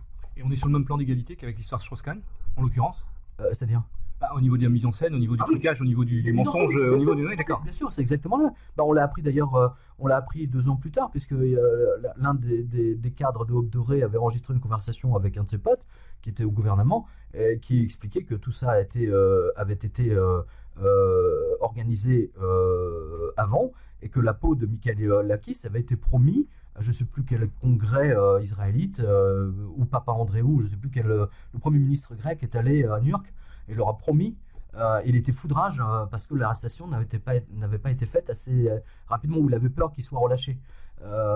Et donc ils se sont arrangés pour trouver un juge qui était du même village, des copains d'enfance, du mec. Vous voyez, c'était vraiment organisé jusque dans les détails. Et c'était à la demande spécifique d'Israël. Et d'ailleurs, au lendemain de l'arrestation de Michailakis, comme par hasard, une grande banque israélienne avait investi dans une banque d'Athènes. Voilà, il n'y a pas de hasard. Non mais sincèrement, il faut que vous compreniez ça, il n'y a pas de hasard. La politique, dès que vous touchez, je le répète, je le dis à tous vos auditeurs, ne vous laissez pas berner par tout le jeu de marionnettes, le théâtre de marionnettes. Il faut regarder les mecs en dessous qui agitent. Vous savez, c'est comme en ce moment, il y a le festival de Cannes qui commence, donc pendant 15 jours, vous n'aurez pas d'infos. Hein. Vous aurez toutes les pétasses qui défilent sur leur tapis rouge, etc. Et puis tous les connards qui s'extasient sur la robe d'un tel et un tel, avec des films bidons qui n'ont aucun intérêt, bon, passons. Mais ce qui est intéressant à Hollywood, parce que j'ai vécu avec une productrice, c'est justement, c'est pas les acteurs qu'on vous montre qui sont intéressants, ce sont les producteurs. C'est eux qui financent le truc, c'est eux la clé de voûte de Hollywood. Et vous ne les voyez jamais. Vous ne les voyez jamais. Jamais. Les producteurs, vous ne les voyez, vous avez strictement rien. Vous avez peut-être 1 ou 2, 3 photos, etc. Mais c'est tout. C'est eux qui tiennent Hollywood. Alors que vous avez l'impression, au vu du cirque média, vous avez l'impression que ce sont les acteurs. Que c'est Tom Cruise, c'est machin, c'est un tel, c'est tel acteur, actrice, preneur. Oui, pas du tout. C'est quelque chose de très très précis. Et la mise en scène dont vous parliez justement sur la Suisse, pardon, qui garde par devers eux les biens saisis, ou des gens qui ont été, des juifs qui ont été déportés. C'est pas du tout par hasard que ce soit sorti à ce moment-là. Vous devez mettre ça, vous prenez cette affaire, des biens juifs dont les comptes sont restés en Suisse. Comme par hasard, ça sort à ce moment-là. Vous prenez les affaires de pédophilie. Comme par hasard, ça sort au moment où les JP Morgan, etc., essayent elle croise le fer avec le Vatican. Vous prenez l'affaire Michailakis, vous prenez l'affaire Strauss-Kahn, c'est très très intéressant. C'est des mises en scène. Il y a une intelligence remarquable. Et d'ailleurs, pour preuve, tous vos auditeurs vont comprendre et vous aussi, vous allez tout de suite tilter. Regardez bien, quand vous zappez sur BFM, vous passez de BFM à iTélé, et à 20h, si vous zappez de BFM à iTélé, à France 2 et sur TF1, qu'est-ce que vous voyez? Vous voyez exactement les mêmes sujets traités les uns après les autres. Donc ça vous montre quoi? Vous n'allez pas me dire que les 4 rédactions se réunissent ensemble tous les jours, font des conférences de rédaction à 10h, etc., tout ensemble, pour dire, on va faire tel sujet maintenant. Mais non, vous voyez bien qu'au-dessus, il y a quelqu'un qui leur dit, voilà, vous allez faire ça, ça et ça, et que les mecs reçoivent leur feuille de route tous les jours en disant, on doit traiter ça et pas le reste. On peut même imaginer qu'ils sont tellement conditionnés qu'il n'y a même pas besoin de feuille de route, les choses deviennent tellement naturelles et évidentes que je dirais que ça coule de source en termes d'évidence, d'actualité à ressasser pour enfoncer toujours les mêmes valeurs et les mêmes idées. Bien sûr, c'est la manipulation des masses. C'est la manipulation des masses. C'est pas par hasard que le Crédit Mutuel a acheté tout un ensemble de journaux régionaux. Le Crédit Mutuel, j'en ai parlé il n'y a pas très longtemps sur la radio ici maintenant, de cette façon, quand vous avez une campagne, comme vous avez eu la campagne des élections départementales c'était en janvier ou mars, je ne sais plus, la couverture que vous donnez, vous êtes patron d'un journal, vous avez 5 journaux à votre disposition, vous dites à votre rédacteur en chef, mon pote, tu vas donner 20% de place de plus à un tel, parce que c'est ma volonté, et tu n'as rien à dire, sinon je te vire, tu vas chercher du boulot ailleurs. Voilà. Et donc vous agissez littéralement sur les élections, parce que les élections, elles se jouent parfois à 1% des voix. Donc à partir du moment où vous donnez plus de couverture avec vos journaux pendant un mois sur tel candidat, vous le faites gagner. Regardez ce qui est arrivé à Nigel Farage en Angleterre. C'est éloquent. C'est absolument éloquent. Nigel Farage était désespéré. J'ai échangé quelques SMS avec lui. il était persuadé qu'il aurait au moins qu'ils auraient au moins 2 ou 3 députés. Et même lui a perdu. Parce que Cameron et tout le système se sont mis contre lui. Ils ont bombardé, mais vraiment genre orgue de Staline, vous voyez, l'équivalent médiatique des orgues de Staline. Vous voyez. Alors justement, là où le bas blesse, pourquoi est-ce que ça fonctionne pour le UKIP et pourquoi est-ce que ça fonctionne pas pour le Front National? Non, l'UKIP et le Front National se sont retrouvés exactement dans la même solution, exactement la même chose. UKIP, ils ont eu 3 millions de votes, ils ont eu un élu. Le Front National a eu je sais pas combien de millions de votes, ils ont eu 50. Oui, alors que vous avez un petit pour les législatives, un parti quelconque, bah oui, là c'est la même chose. Vous avez un parti qui avait 250 000 voix, mais ils avaient 50 élus. Et Farage a vécu exactement la même chose que Marine Le Pen au mois de mars. Voilà. Exactement la même chose. Pourquoi? Parce que c'est tout le système médiatique qui, comme un système ouais, j'aime bien ça, les orgues de Staline là, ou de Brejnev, je sais pas quoi. Staline. C'est vraiment le truc médiatique, quoi. Radio, télé, tous les jours, BFM, blablabla, tous les jours. Et quand c'est pas ça, vous balancez la dernière émission, l'Allemagne, l'apocalypse en Allemagne, et puis le lendemain, sur toutes les chaînes, vous aviez un truc sur la Deuxième Guerre mondiale, sur les nazis, les Allemands, enfin bon, bref. Vous voyez, tout le temps. C'est impressionnant à observer d'ailleurs. Vraiment. Pour en revenir à la mainmise des banques sur les médias, vous aviez révélé, je crois, dans le livre de Blightmaster, que la JP Morgan était actionnaire de TF1, par exemple, à hauteur de 10% à l'époque, peut-être plus maintenant d'ailleurs. C'est même pas moi qui ai révélé, c'est l'un de vos collègues, c'est un journaliste de Lyon, David, qui s'était penché dans le cadre de son... et qui a vu qu'effectivement JP Morgan était actionnaire. Ils étaient même à 11%, ils sont descendus à 9% parce que ça faisait un peu trop. Donc vous voyez, je risque pas de passer sur TF1. Bah oui, non mais attendez, vous avez le patron de JP Morgan qui dit écoutez, alors là, il y a un journaliste là chez vous qui a sorti un bouquin sur une note bancaire, alors vous n'avez pas intérêt, sinon on va vous faire chier au prochain conseil d'administration. Mais ça se passe comme ça. Mais ça se passe en langage plus fleuri. Nous n'en doutons pas. Voilà. Vous savez, il y a un livre dont nous aimerions que vous ne parliez pas. Voilà. C'est tout. Donc ne vous étonnez pas. Alors, les banques aujourd'hui, regardez tous les journaux, ils sont tenus par les banques. Libération appartient à un banquier, les Inrecuptibles appartiennent à un banquier. Le Monde, le journal Le Monde appartient à un banquier. Comment voulez-vous avoir des informations sur la crise? Tout va bien. J'aimerais qu'on parle de 2 pays assez emblématiques de vos développements depuis le début de cette émission. Alors c'est vraiment 2 chapitres qui remettent vraiment une chose en perspective, puisque le premier, ça concerne la Serbie et son président Slobodan Milosevic, que dans nos milieux nous avons un peu porté au nu, non pas pour ses idées, mais parce qu'il représentait notamment il a emmerdé, disons ça comme ça, le nouvel ordre mondial pendant la guerre en Yougoslavie. Et puis c'est vrai qu'il s'était comporté de manière, on va dire ça, virile, héroïque au sein du tribunal pénal international, où il n'a jamais rien renié et il a tenu tête à ses geôliers. Mais il ne trouve pas beaucoup grâce à vos yeux, le camarade Milosevic. Qu'est-ce que vous lui reprochez? Moi je reproche au camarade Druge, c'est comme ça qu'on dit en serbe, le camarade Druge, au camarade Milosevic d'avoir ruiné le peuple, d'avoir volé le peuple serbe, de lui avoir volé toutes ses économies, littéralement, bien avant de faire la guerre. Il a mis des hommes de paille à lui à la tête de banques pourries. Je ne vais pas vous lire tout le chapitre parce que ça prend des temps, mais et pendant qu'il volait les économies du peuple serbe, du peuple yougoslave plus précisément, lui prenait l'argent que les travailleurs étrangers en Allemagne, etc., envoyaient en Yougoslavie. Il prenait les Deutschmark, les dollars, les francs français, les francs suisses, etc., et il les prenait et envoyait tous ces sbires en Suisse, où ils alimentaient des comptes privés, notamment surtout à Chypre, qui était la base d'atterrissage de tous les biens que la famille Milosevic a volés au peuple serbe. Milosevic est une ordure. J'ai pas de nom suffisamment fort pour dire ce que je pense de Milosevic, même si beaucoup le voient comme un résistant. Donc il a incarné une certaine résistance à l'oppresseur américain, d'une certaine manière. C'est sur ça qu'il est resté. Je ne dirais pas ça comme ça. Je dirais qu'il a joué les mauvaises cartes. Américain à l'OTAN. Voilà, il a surtout joué les mauvaises cartes. La preuve, c'est que finalement Belgrade a été bombardé. Et d'ailleurs, il y a eu cette fameuse opération de manipulation de ce qu'on appelle les posteurs de tir. Vous savez, c'est c'est des agents dormants qui travaillent pour la CIA. ou pour le Pentagone, et qui, en cas de conflit soudain, doivent marquer un immeuble d'un signal ou d'un traceur laser, je sais pas quoi, pour que le missile guidé puisse trouver sa cible vraiment très précise. Et l'un des agents avait été retourné par les services secrets serbes, et donc ils avaient fait quelque chose d'absolument épouvantable parce qu'ils avaient posé le marqueur sur l'ambassade de Chine. Oui, on se souvient de cette histoire. Bah oui, non, il faut peut-être pas l'oublier ça.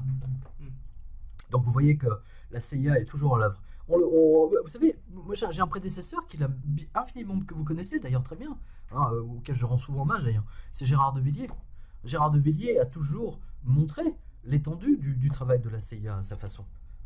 Il a toujours été aidé d'ailleurs à l'époque par la SDEC et récemment par la DGSE, puisqu'il déjeunait ou il dînait souvent avec les patrons de la DGSE du boulevard Mortier. Il a toujours montré. Il avait même lui-même travaillé pour la CIA. Lui-même était travaillé pour la CIA. Il travaillait pour les deux. Il refilait des infos à Washington et ensuite, quand ça avait chanté, à Paris.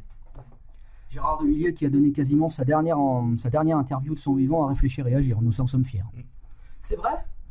Je serais ravi de lire cette interview parce que ça m'a échappé. Moi, j'ai été à son enterrement. Et d'ailleurs, j'ai été étonné de voir Marine Le Pen assise à côté de Valéry Giscard d'Estaing. Jolie photo. Ah oui, photo extraordinaire. Non, mais moi j'étais juste derrière, donc j'ai pris en photo, mais on voit juste le crâne. Il est sympa, Giscard, même de derrière. Oui, enfin, Giscard, n'oubliez pas, c'est la loi du 3 janvier. Dans le genre traître à la France, c'est grand. Il se pose là aussi. Voilà, et j'ai une affection encore plus grande pour Gérard de Villiers parce qu'il a demandé à être enterré avec une cravate sur laquelle il n'y avait que des chats, des têtes de chats, en hommage à tout. Parce qu'il a préféré, ce qu'il a aimé dans ce monde, c'est plus ces chats que finalement l'être humain pour lequel, notamment toutes ces femmes, qui l'ont ruiné. Non mais sincèrement, pour revenir à Gérard de Villiers, je dis je suis pas le seul à dire ça. C'est Gérard de Villiers l'a montré à sa façon dans sa SAS de manière beaucoup plus précise, avec des dossiers pertinents sur le travail de la CIA. Aucun service d'espionnage au monde n'a de tels moyens. Et vous savez, quand vous disposez de la planche à billets, vous pouvez disposer de la plus grande centrale d'espionnage de la planète, et même de la galaxie, ça pose aucun problème. À partir du moment où nos politiques sont assez corrompus pour être acceptés, d'être payés, c'est ça que vous devez comprendre. C'est que nos politiques à nous, en particulier à Bercy, sont tellement corrompus qu'ils acceptent d'être payés en PQ. Tout le monde sait que le dollar est du PQ aujourd'hui. Tout le monde sait qu'il ne vaut plus rien. Eugène ? Alors, autre pays que vous mettez en exergue dans un de vos chapitres, c'est le Chili du général Pinochet. Alors, le général Pinochet, c'est pareil, c'était, je dirais pas une icône, mais enfin, il avait ça d'intéressant qu'il avait empêché, par la mort d'Allende, il avait empêché son pays de basculer dans le communisme. Oui. Et ça, il faut lui en savoir grâce. Et puis, c'est quand même, malgré tout ce qu'on pense de lui, c'est quand même l'homme qui a assuré une transition démocratique, ce qui a peu existé sous les dictatures communistes. Mais vous avez aussi la dent dure. On a l'impression qu'il a fait du Chili, il a accepté de faire du Chili un laboratoire pour les thèses de Milton Friedman. Absolument, mais c'est vraiment le cas d'ailleurs. Vous savez, on ne peut pas demander à un militaire. Vous savez, quelque chose m'a beaucoup marqué quand j'étais à Athènes la dernière fois, quand j'avais interviewé toute une série de personnalités, on va dire. Et j'en ai un notamment, un ponte, on va dire, quelqu'un de très très riche qui possède une partie d'Athènes, suffisamment âgé, vous voyez, pour avoir une certaine forme de sagesse, et pas du tout m'as-tu vu, pas avec la Rolls, machin, mais quelqu'un de très discret. Et il me dit, vous savez, les Grecs, nos colonels, quand ils ont rendu les clés à la démocratie, aux politiques dans les années 70, la dette de la Grèce, elle était à zéro. Les militaires, ils n'ont pas fait de dette. Ils ont géré ça au cordeau. Le pays n'était pas endetté. C'est les politiques qui l'ont pourri par la corruption la plus totale et qui se sont vendus aux banques étrangères, comme toute la famille Papa Andréou, dont la maman, d'ailleurs, vous savez, sur les comptes HSBC, on voyait qu'elle avait 400 millions de dollars sur son compte. Sa maman a 92 ans, ou à l'époque 93 ans. Donc la maman du Premier ministre, vous voyez, il va hériter de ces 400 sympa la succession quand même. Voilà, c'est une succession sympathique. Après une vie de travail, on peut avoir un petit capital. Alors, on peut pas tout critiquer comme ça. Donc lorsque le Friedman la Fed voulait absolument tester les thèses économiques de Friedman sur la planche à billets, et donc ils les ont testées effectivement au Chili. Vous avez quelqu'un qui a beaucoup écrit là-dessus, qui a même fait un très très bon film, hein, c'est Naomi Klein. Hein, c'est pas n'importe qui, Naomi Klein, c'est elle qui le montre très bien d'ailleurs, que tous les travaux justement de la CIA, de la théorie du choc, la fameuse théorie du choc, elle a été testée au Chili. Voilà. Oui, parce que de toute façon, comment dirais-je, l'importance et le rôle de la CIA, comment dirais-je, avec Pinochet n'est plus à démontrer dans tous les cas. Non, mais ils s'en cachent même plus. Je veux dire, c'est un fait établi aujourd'hui. Hein, c'est pas. En plus, les archives sont devenues publiques. Tout le monde s'en fout maintenant de savoir que c'était la CIA qui a piloté le truc. Ils s'en cachent même pas. Ce qui est intéressant en revanche, si vous voulez, c'est de voir ce qui s'est passé au niveau monétaire. Et la première chose qu'ils ont fait, c'est braquer l'or. Les Américains ont braqué l'or du Chili. Hein, puisque c'était la condition sine qua non parce qu'il fallait bien payer. Vous savez, les Américains ne font pas quand ils vous aident, c'est toujours en échange de quelque chose. Ils vous aident jamais. Hein. Et c'est la raison pour laquelle Roosevelt avait essayé de braquer l'or de la France. Je vous signale, c'est De Gaulle et c'est même l'amoureux qui a sauvé la France une première fois. Hein, il a refusé de donner l'or de la France aux États-Unis en échange de PQ.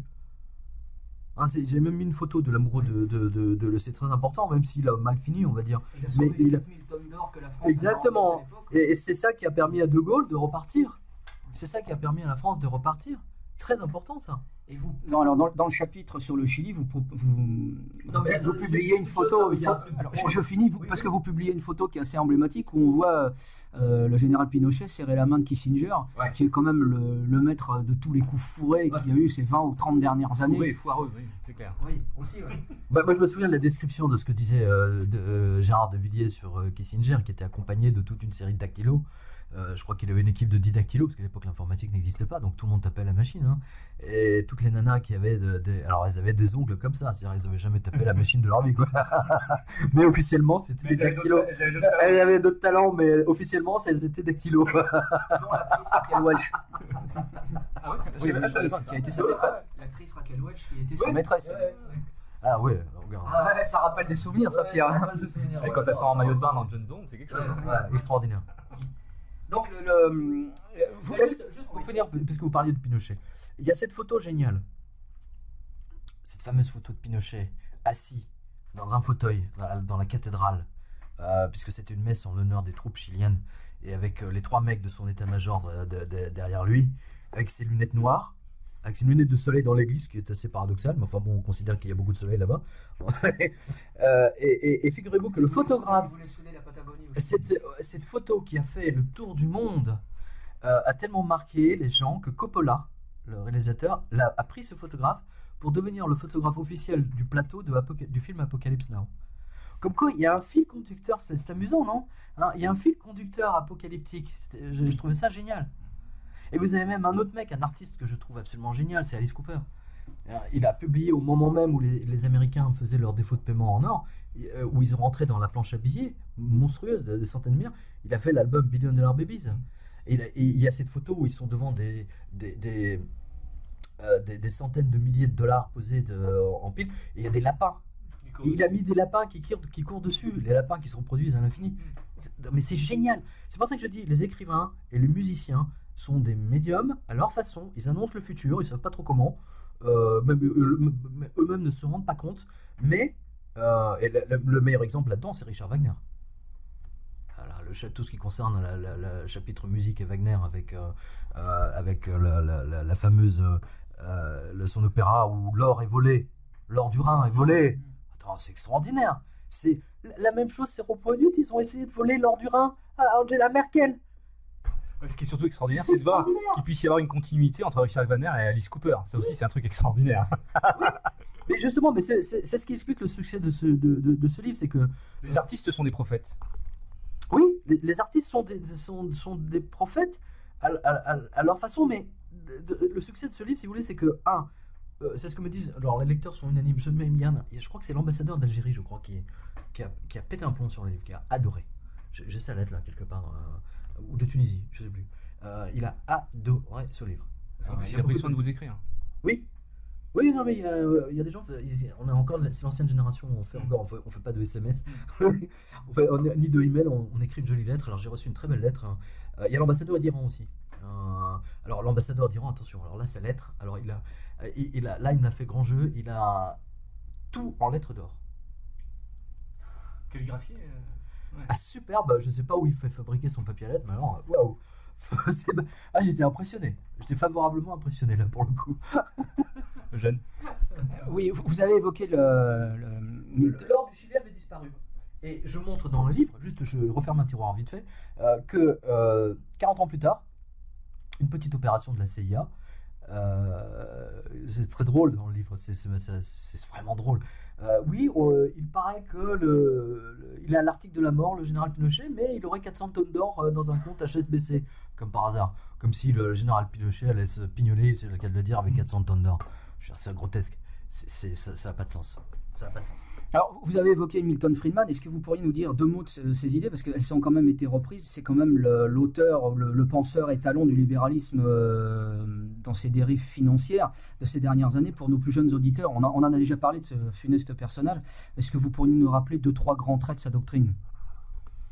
Le principal, sa doctrine principale, j'ai écouté pas mal de ses interviews pour écrire. Il y a beaucoup de documents d'ailleurs, c'est intéressant sur ce qu'il dit. Sa doctrine principale, et c'est pour ça que la Fed l'a choisi. Vous savez, il y a quand même beaucoup d'économistes, mais on appelle l'école de Chicago les monétaristes. C'est l'école de Chicago, les Chicago Boys, blablabla. Mais ce qui a arrangé la Fed en 1969-70, ils savaient qu'ils allaient abandonner le standard or, donc ils allaient partir effectivement, donc ils avaient besoin d'une théorie absolue pour justifier qu'on pouvait, parce que ça s'est jamais passé auparavant, qu'on pouvait vivre avec une planche à billets, sachant que la seule expérience, enfin les 2 expériences que l'histoire a connues, c'est Louis XV, John Law quand même, il faut le rappeler, c'est les Français qui ont expérimenté le truc, et c'est Goethe, du coup ça a inspiré Goethe, ça a inspiré Mick Jagger, tout ça. Bah oui, je le montre, c'est vachement intéressant. Le Maître et Marguerite, l'air de, vous savez, dans Tintin, vous savez là, quand elle chante l'air de Faust, bah ça vient de là, ça vient de John Law. C'est la faillite de la monnaie papier. C'est ça l'air des bijoux. Non, mais c'est important. Et ça a inspiré le Maître Marguerite, donc Bulgakov, et Mick Jagger qui a lu Bulgakov, ça lui a explosé la cervelle. Et dans la nuit, il a écrit Sympathy for the Devil. Il y avait d'autres trucs qui lui explosaient la cervelle à Mick Jagger aussi. Oui, mais en l'occurrence, là, c'est un livre. Il le dit d'ailleurs, parce que Keith Richards avait commenté le truc à l'époque. Et la coïncidence absolument extraordinaire, c'est que Jean-Luc Godard avait tourné un film à ce moment-là sur les Stones, et il était dans le studio où ils ont enregistré pour la première fois le Sympathy pour the Devil. Donc pourquoi le livre s'appelle 666 ? Parce que le diable est toujours en filigrane. Parce que le rôle du diable, c'est de séparer les gens. C'est quand il y a de l'amour, si vous voulez, c'est de le casser. C'est toujours la même logique, diviser pour mieux régner. Exactement. D'ailleurs, vous regarderez, si vous regardez qu'est-ce qui anime les grands traits du cinéma américain, ils détruisent le monde, alors que ce soit une bombe atomique, les envahisseurs, les ovnis, enfin bon, on en passe des meilleurs, mais ils sauvent le monde. À la fin, l'Amérique a sauvé le monde. Voilà. Le cinéma français qui n'a pas du tout les mêmes finances, c'est toujours une question d'argent, lui, qu'est-ce qu'il filme, le cinéma, tous les réalisateurs français? Ils filment la destruction du couple. Et quand Jean dit « je vois une bête qui aide la bête argent », c'est une bête qui fait bouger des images et qui parle. On est en 2000 ans avant Jésus-Christ. Il voit des images qui bougent et qui parlent. C'est dans le texte de l'Apocalypse, relisez-le. Il parle du cinéma, de la télé. Des images qui bougent et qui parlent, la première fois qu'on les voit, c'est à partir des années 1900. Les images qui bougent déjà, c'est le début du cinéma, et ensuite, qui parlent ensuite. Et qu'est-ce que vous avez dans le cinéma français? C'est la destruction du couple. La grande spécialité de tous les réalisateurs français, c'est la destruction du couple. C'est ce qu'on appelle la critique sociale, c'est tout ça. C'est surtout la destruction du couple. Oui, ça, c'est arrivé dans un second temps, puisqu'en fait, c'est le cinéma réaliste des années 50, la Nouvelle Vague, c'est tout ça. La Nouvelle Vague, c'est la destruction du couple. Ouais, complètement. Vous prenez tous les films de la Nouvelle Vague, ou ancienne, ou dernière, ou punk, peu importe lesquels, c'est toujours la destruction du couple. D'ailleurs, le dernier film emblématique, le plus symbolique à mon sens, c'est avec Romain Duris, là, où il est embauché pour casser un couple, pour séduire Vanessa Paradis, qui est heureusement mariée, enfin elle est heureuse dans son couple, mais il est payé pour détruire son couple. C'est que ça. Donc et la destruction, si vous voulez, de la monnaie, c'est typiquement diabolique. C'est Karl Marx qui en parle mieux, et c'est Lénine qui disait « Nous utiliserons la monnaie pour le détruire ». et ils nous vendront la corde pour les pendre. Karl Marx a parfaitement compris, et Lénine aussi. C'est tout à fait extraordinaire que ces gens-là aient parfaitement compris le rôle, l'important, le rôle majeur que joue la monnaie. Ce qu'ils ont compris. Aujourd'hui, on a strictement, excusez-moi, on a aucun économiste en France qui a compris le rôle de la monnaie. Ils s'en foutent, ça les intéresse pas. Quand ils vous parlent, ils n'osent même pas la porte, ils n'osent même pas vous parler de planche à billets, ils vous parlent de quantitative easing. On a un prix Nobel en économie. Lequel? J'ai oublié son nom. Il est mort, hein, Maurice Allais, il est mort. Ouais, Maurice Allais était mort, mais il disait techniquement, enfin, il disait des choses bien plus graves que moi. C'est pour ça que vous l'entendiez jamais à la télévision ou à la radio. Il était interdit de télé, le mec. Est-ce que votre livre sur le retour au standard or, qui est vraiment un livre excellent du professeur Antal Fekete, vous faites bien en parler parce que justement Fekete, lui, montre que la Fed a payé toutes les universités américaines et européennes, japonaises, enfin tout le monde occidental, australien, new-zélandais, pour enseigner les théories de Friedman. Ils ont payé, elles ont payé les universités pour que Friedman soit enseigné. Donc ne vous étonnez pas que Friedman aujourd'hui soit vraiment le truc. Et Keynes, pourquoi Keynes? Parce que n'oubliez pas, au moment où il y a eu Bretton Woods, qui avait le plus grand stock d'or? C'était la France. Si on revenait au standard or direct, c'est le pays le plus puissant de redevenir la France, économiquement parlant. Il était hors de question pour les Anglais et surtout les Américains que la France puisse jouer un rôle économique. Donc c'est pour ça qu'ils se sont mis d'accord pour que le dollar devienne la monnaie mondiale de référence, gagée sur l'or, avec un standard or indirect. Très important de savoir ça. D'ailleurs, c'est là-dessus que j'ouvre. J'en parle souvent parce que je trouve que c'est un très très bon... voilà, c'est un très très bon résumé. Regardez, en 1935, les stocks d'or français étaient presque à 4000 tonnes. 4000 tonnes, vous vous rendez compte? Vous comprenez maintenant mieux pourquoi les Anglais ont appuyé à Bretton Woods la décision de ne pas revenir au standard or direct, puisque dans ce cas-là, la France redevenait le pays le plus puissant aux côtés des États-Unis. Pire, si vous combinez l'or des Français, Belges, Suisses, le centre commercial mondial se déplaçait dans le triangle Bruxelles-Paris-Genève. Ajoutez le Liban et les pays africains sous contrôle français et belge, et 70% de l'or mondial était francophone. Ajoutez l'Italie, l'Espagne, le Portugal et l'Irlande, les pigs. C'est ça les pigs. Vous suivez maintenant? Vous comprenez les pigs? Pourquoi les traders appellent les pigs? Pourquoi il faut tuer les pigs? Et vous obtenez une masse phénoménale d'or catholique. Et oui. Donc, il importe de voler l'or des pigs. Et c'est le but des Américains aujourd'hui. Et ils ont déjà réussi une grande partie du plan. Félicitations à la CIA. Comment vous expliquez que ce livre d'Antal Fekete, que vous avez édité il y a 4 ans maintenant, qui ressemble d'ailleurs à un lingot d'or, c'est un format un peu d'un lingot d'or, la démonstration qu'il fait dans son livre est limpide sur le retour au standard or. Comment vous expliquez que ce livre n'ait pas eu d'écho dans la classe politique? Vous l'avez envoyé à des élus? Vous l'avez envoyé à des ténors politiques? Non, on ne l'a pas envoyé à des ténors politiques, d'abord parce que les ténors politiques n'ont strictement aucune éducation économique. Et puis, vous savez, quand Antal Fekete est venu à Paris lors de la conférence, je ne sais pas si vous étiez là, vous aviez tous les envoyés de tous les gens de toutes les banques centrales mondiales qui se sont déplacés pour sa conférence à Paris, que j'avais traduite. C'était très intéressant d'ailleurs, et au point qu'on a refusé du monde. Hein, c'était absolument étonnant. Le livre d'Antal Fekete, même si les politiques l'avaient lu français, de toute manière, ça ne changera strictement rien, puisque aujourd'hui le pouvoir est donné à Bruxelles et à la Banque Centrale Européenne. Et la Banque Centrale Européenne, il est hors de question, pour Draghi l'a dit encore, je veux parler de tout sauf de l'or. Moi, je voudrais revenir sur on abordait rapidement là, en première partie d'émission ce combat très, très violent et très intense entre les États-Unis et notamment la Russie et la Chine. Et j'aimerais qu'on développe un peu plus ce côté-là de la chose. Quelle vision vous avez, quel avenir par rapport à ça? Et c'est quoi la finalité, en fait, au-delà du fait de s'approprier de l'or et ainsi de suite? Mais on est dans une logique, et cette logique, elle peut amener à quoi et elle peut amener vers où? Elle peut amener à la guerre, tout simplement. D'ailleurs, elle a déjà commencé.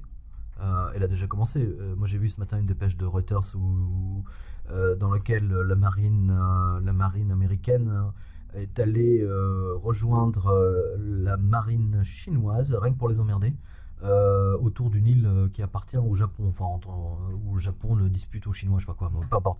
Enfin, toujours est-il que Obama a décidé d'envoyer des navires de l'US Navy pour les emmerder. Vous voyez, rien que pour les emmerder. Chaque fois que ce soit les avions de chinois, chaque fois que les Américains peuvent les ennuyer, ils le font. Et maintenant, la provocation a été inversée. C'est-à-dire que maintenant, ce sont les Chinois, les pilotes chinois ou les bateaux chinois qui viennent se friter, qui viennent carrément même voler dans les eaux territoriales américaines ou de leurs alliés, etc. On va vers la guerre. Les Chinois méprisent les Américains. Ils les méprisent parce qu'ils savent que leur monnaie ne vaut plus rien. Ils ont surtout les moyens aujourd'hui de pouvoir les mépriser, justement, c'est ce que vous disiez, puisque cette lutte à mort pour la possession de l'or, est-ce qu'elle est en train de tourner à l'avantage de ces gens-là? Elle a déjà tourné à l'avantage de la Chine, ça c'est évident, puisque la Banque centrale chinoise a refusé de donner ses stocks d'or. On a des quantités théoriques, ils sont encore loin mais je pense que ils devaient les donner il y a à peu près 15 jours, mais ils l'ont pas fait, parce que je pense qu'ils attendent d'avoir une quantité suffisante pour dire au monde, voilà, nous on a tant d'or et on vous emmerde.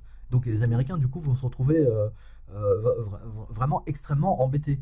Et d'ailleurs, rappelez-vous l'opération soudaine de la France, de l'armée française qui a été envoyée au Mali. On s'en tape du Mali.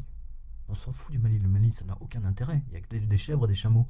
Soi-disant pour aller se battre contre quelques islamistes dans leur pick-up. Mais le problème du Mali, si vous voulez, c'est qu'il y a beaucoup de mines d'or au Mali. Et qu'il était hors de question pour les Américains, et ce sont les Américains qui ont demandé à Hollande d'aller intervenir au Mali. C'est pour défendre les mines d'or. Tout simplement. Faut jamais oublier, le Mali est un des principaux producteurs d'or africains. Eh oui. Dès que vous regardez sous le prisme de l'or, toute la politique, la géopolitique, devient tout à fait limpide. Ça devient tout d'un coup très clair. Parce que c'est un peu comme des jouets, vous voyez, nous on veut ça, donc on va poser nos troupes là-bas il y a de l'or, donc on y va. Et justement, dans ce contexte-là, l'affrontement qui est en train de se jouer en Europe, en Ukraine actuellement, vous l'analysez comment, ce bras de fer entre la Russie, entre Poutine et au-delà des États-Unis, je dirais l'OTAN dans sa grande... Alors ça, c'est une analyse que je donne depuis maintenant techniquement 2008. J'ai pas bougé d'un iota là-dessus. La preuve, c'est que les faits m'ont donné raison. Pour masquer la faillite des banques américaines, si à un moment donné elle aura lieu, l'idéal... Un gouvernement comme les États-Unis ne peuvent pas se permettre de voir la JP Morgan Chase ou Citibank ou Wells Fargo faire faillite. Toute seule comme ça. Wall Street explosé à nouveau. Il faut que ce soit à cause de quelque chose. En l'occurrence, à cause d'une guerre. Et aujourd'hui, la seule façon, si vous voulez, d'une part pour les Américains de ne pas rembourser leurs dettes colossales, parce qu'ils ont quasiment 20 trilliards, des sommes, mais je ne sais même pas combien il y a de zéro, de bons à trésor à payer à tous les autres deux pays. Quand un pays est en guerre, il n'a pas à rembourser ses bons du trésor. c'est pratique. Voilà. Donc, ce que vous voyez, le scénario qu'ils ont créé en Ukraine était calculé à l'avance. Parce que, d'ailleurs, vous avez même quelque chose qui a attiré l'attention de toute la population européenne sur l'Ukraine. C'était bien avant que tout ça dégénère. Regardez bien, c'est qui? C'est les Femen. Les Femen, elles ont commencé à faire leur cirque il y a 4-5 ans. Et il n'y avait pas la crise ukrainienne. Vous voyez? Et c'est progressivement comme ça que l'étau s'est resserré. Et si vous lisez bien le livre de Zbigniew Brzezinski, il dit que la seule façon d'empêcher la Russie de redevenir un empire, c'est de le priver de l'Ukraine. Voilà. C'est que vous. Et ils vont tout faire pour l'empêcher. Les Allemands, à la demande des Américains, ont envoyé 25 ou 30 chars Léopard en Ukraine. Il y a plusieurs bataillons de chars américains qui ont débarqué il y a 3 semaines en Lituanie ou en Estonie, je ne sais plus. Des instructeurs anglais aussi. Je ne parle même pas des instructeurs, là je vous parle des bataillons. Je veux dire, quand ils arrivent, ils débarquent avec 50-70 chars. Il y a un bataillon de chars français, me semble-t-il, qui a également... Enfin bon, bref, en ce moment même, depuis maintenant à peu près 8 mois, ils sont en train d'accumuler.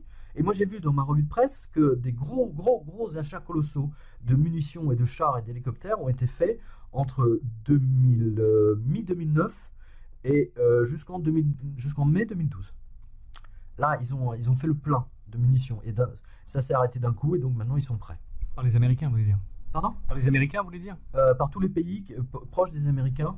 Et en même temps, les Russes eux-mêmes ont... Mais financièrement, est-ce que les Américains ont encore les moyens de leurs ambitions après l'Afghanistan, après la Syrie, après l'Irak? Le dollar ne repose que sur l'armée américaine. Mais le problème des Américains aujourd'hui, c'est que même la planche à billets ne leur suffit pas pour maintenir toutes leurs unités. C'est que l'armée américaine, comme l'armée française, a été quand même... ils ont enlevé quasiment, je ne sais plus, 20 ou 40% des troupes au profit de troupes privées. auquel on n'a pas à payer de retraite, etc. Je le rappelle, hein, c'est quand même c'est le point important, parce que vous êtes militaire, hein, vous le savez, après vous avez une super retraite, enfin vous avez une retraite complémentaire pour service rendu à la batterie, hein, voilà. Là non, ils sont en train d'essayer de se débarrasser de ça parce qu'ils ne peuvent pas le payer. C'est toujours une question d'argent, hein. On revient à ça. Eugène ? Alors, il nous reste quelques minutes avant la fin de cette émission. J'aimerais qu'on rappelle quand même quelques titres de la collection du Jardin du Livre, hein, les éditions qui sont dirigées par Pierre. Je suis directeur littéraire, parce que c'est Marie-Hélène Carvarac qui est la grande patronne. Hein, je suis plutôt directeur, je dis voilà, moi je dirige toute la partie économique. D'accord. Et donc, je voudrais qu'on rappelle un certain nombre d'ouvrages qui me paraissent capitales de lire et de faire circuler. Évidemment, il y a la biographie de Blight Master, cette banquière démoniaque de la JP Morgan à l'époque. Alors, justement, à ce sujet, si vous allez, alors je dis ça à vos auditeurs, allez sur mon site, donc sur quotidien.com, et là vous avez dans le menu, vous avez un truc qui s'appelle Toile inspirée A. Donc, c'est tous les artistes qui ont été inspirés par mes livres. Alors, ce qui est extraordinaire, c'est que c'est Blight Masters qui a le plus inspiré les gens. C'est invraisemblable. Je vous montrerai tout à l'heure tout ce qu'ils ont fait, mais c'est du délire. C'est vraiment du délire. C'est le livre qui a plus inspiré les gens, cette femme bancaire, anglaise. Elle est jolie, quand même. Oui, non, mais il n'y a pas que ça. Elle fait fantasmer. Vous avez beaucoup d'Ukrainiennes, parce qu'on parlait de ça, qui sont jolies, mais il n'y a pas grand-chose derrière. Bon, c'est autre chose. Alors, donc, la biographie de Blight Master qui a... Pardonnez-moi, mais les Français, quand même, une bonne partie des mecs français, des hommes français, sont des cérébraux. D'accord. Ça mérite d'être dit. Non, mais c'est important, je veux dire. Ce ne sont pas des brutes massives. Jean Chirac, 5 minutes douche comprise. Hein. C'est pas moi qui peux, c'est dans les mémoires de son chauffeur. C'est Marie-France Garot qui le dit. Non, c'est son chauffeur. Je pensais que Chirac était un homme de fer et finalement il est de la matière avec laquelle on fait les bidets. C'est du grand Marie-France Garot. Non, mais là, en l'occurrence, c'est le chauffeur de Chirac qui a publié ses mémoires. Voilà. Bon. Alors, donc, la biographie qui s'appelle tout bonnement Blight Master, hein, la banquière qui a inventé les produits dérivés. Un autre livre important d'une journaliste américaine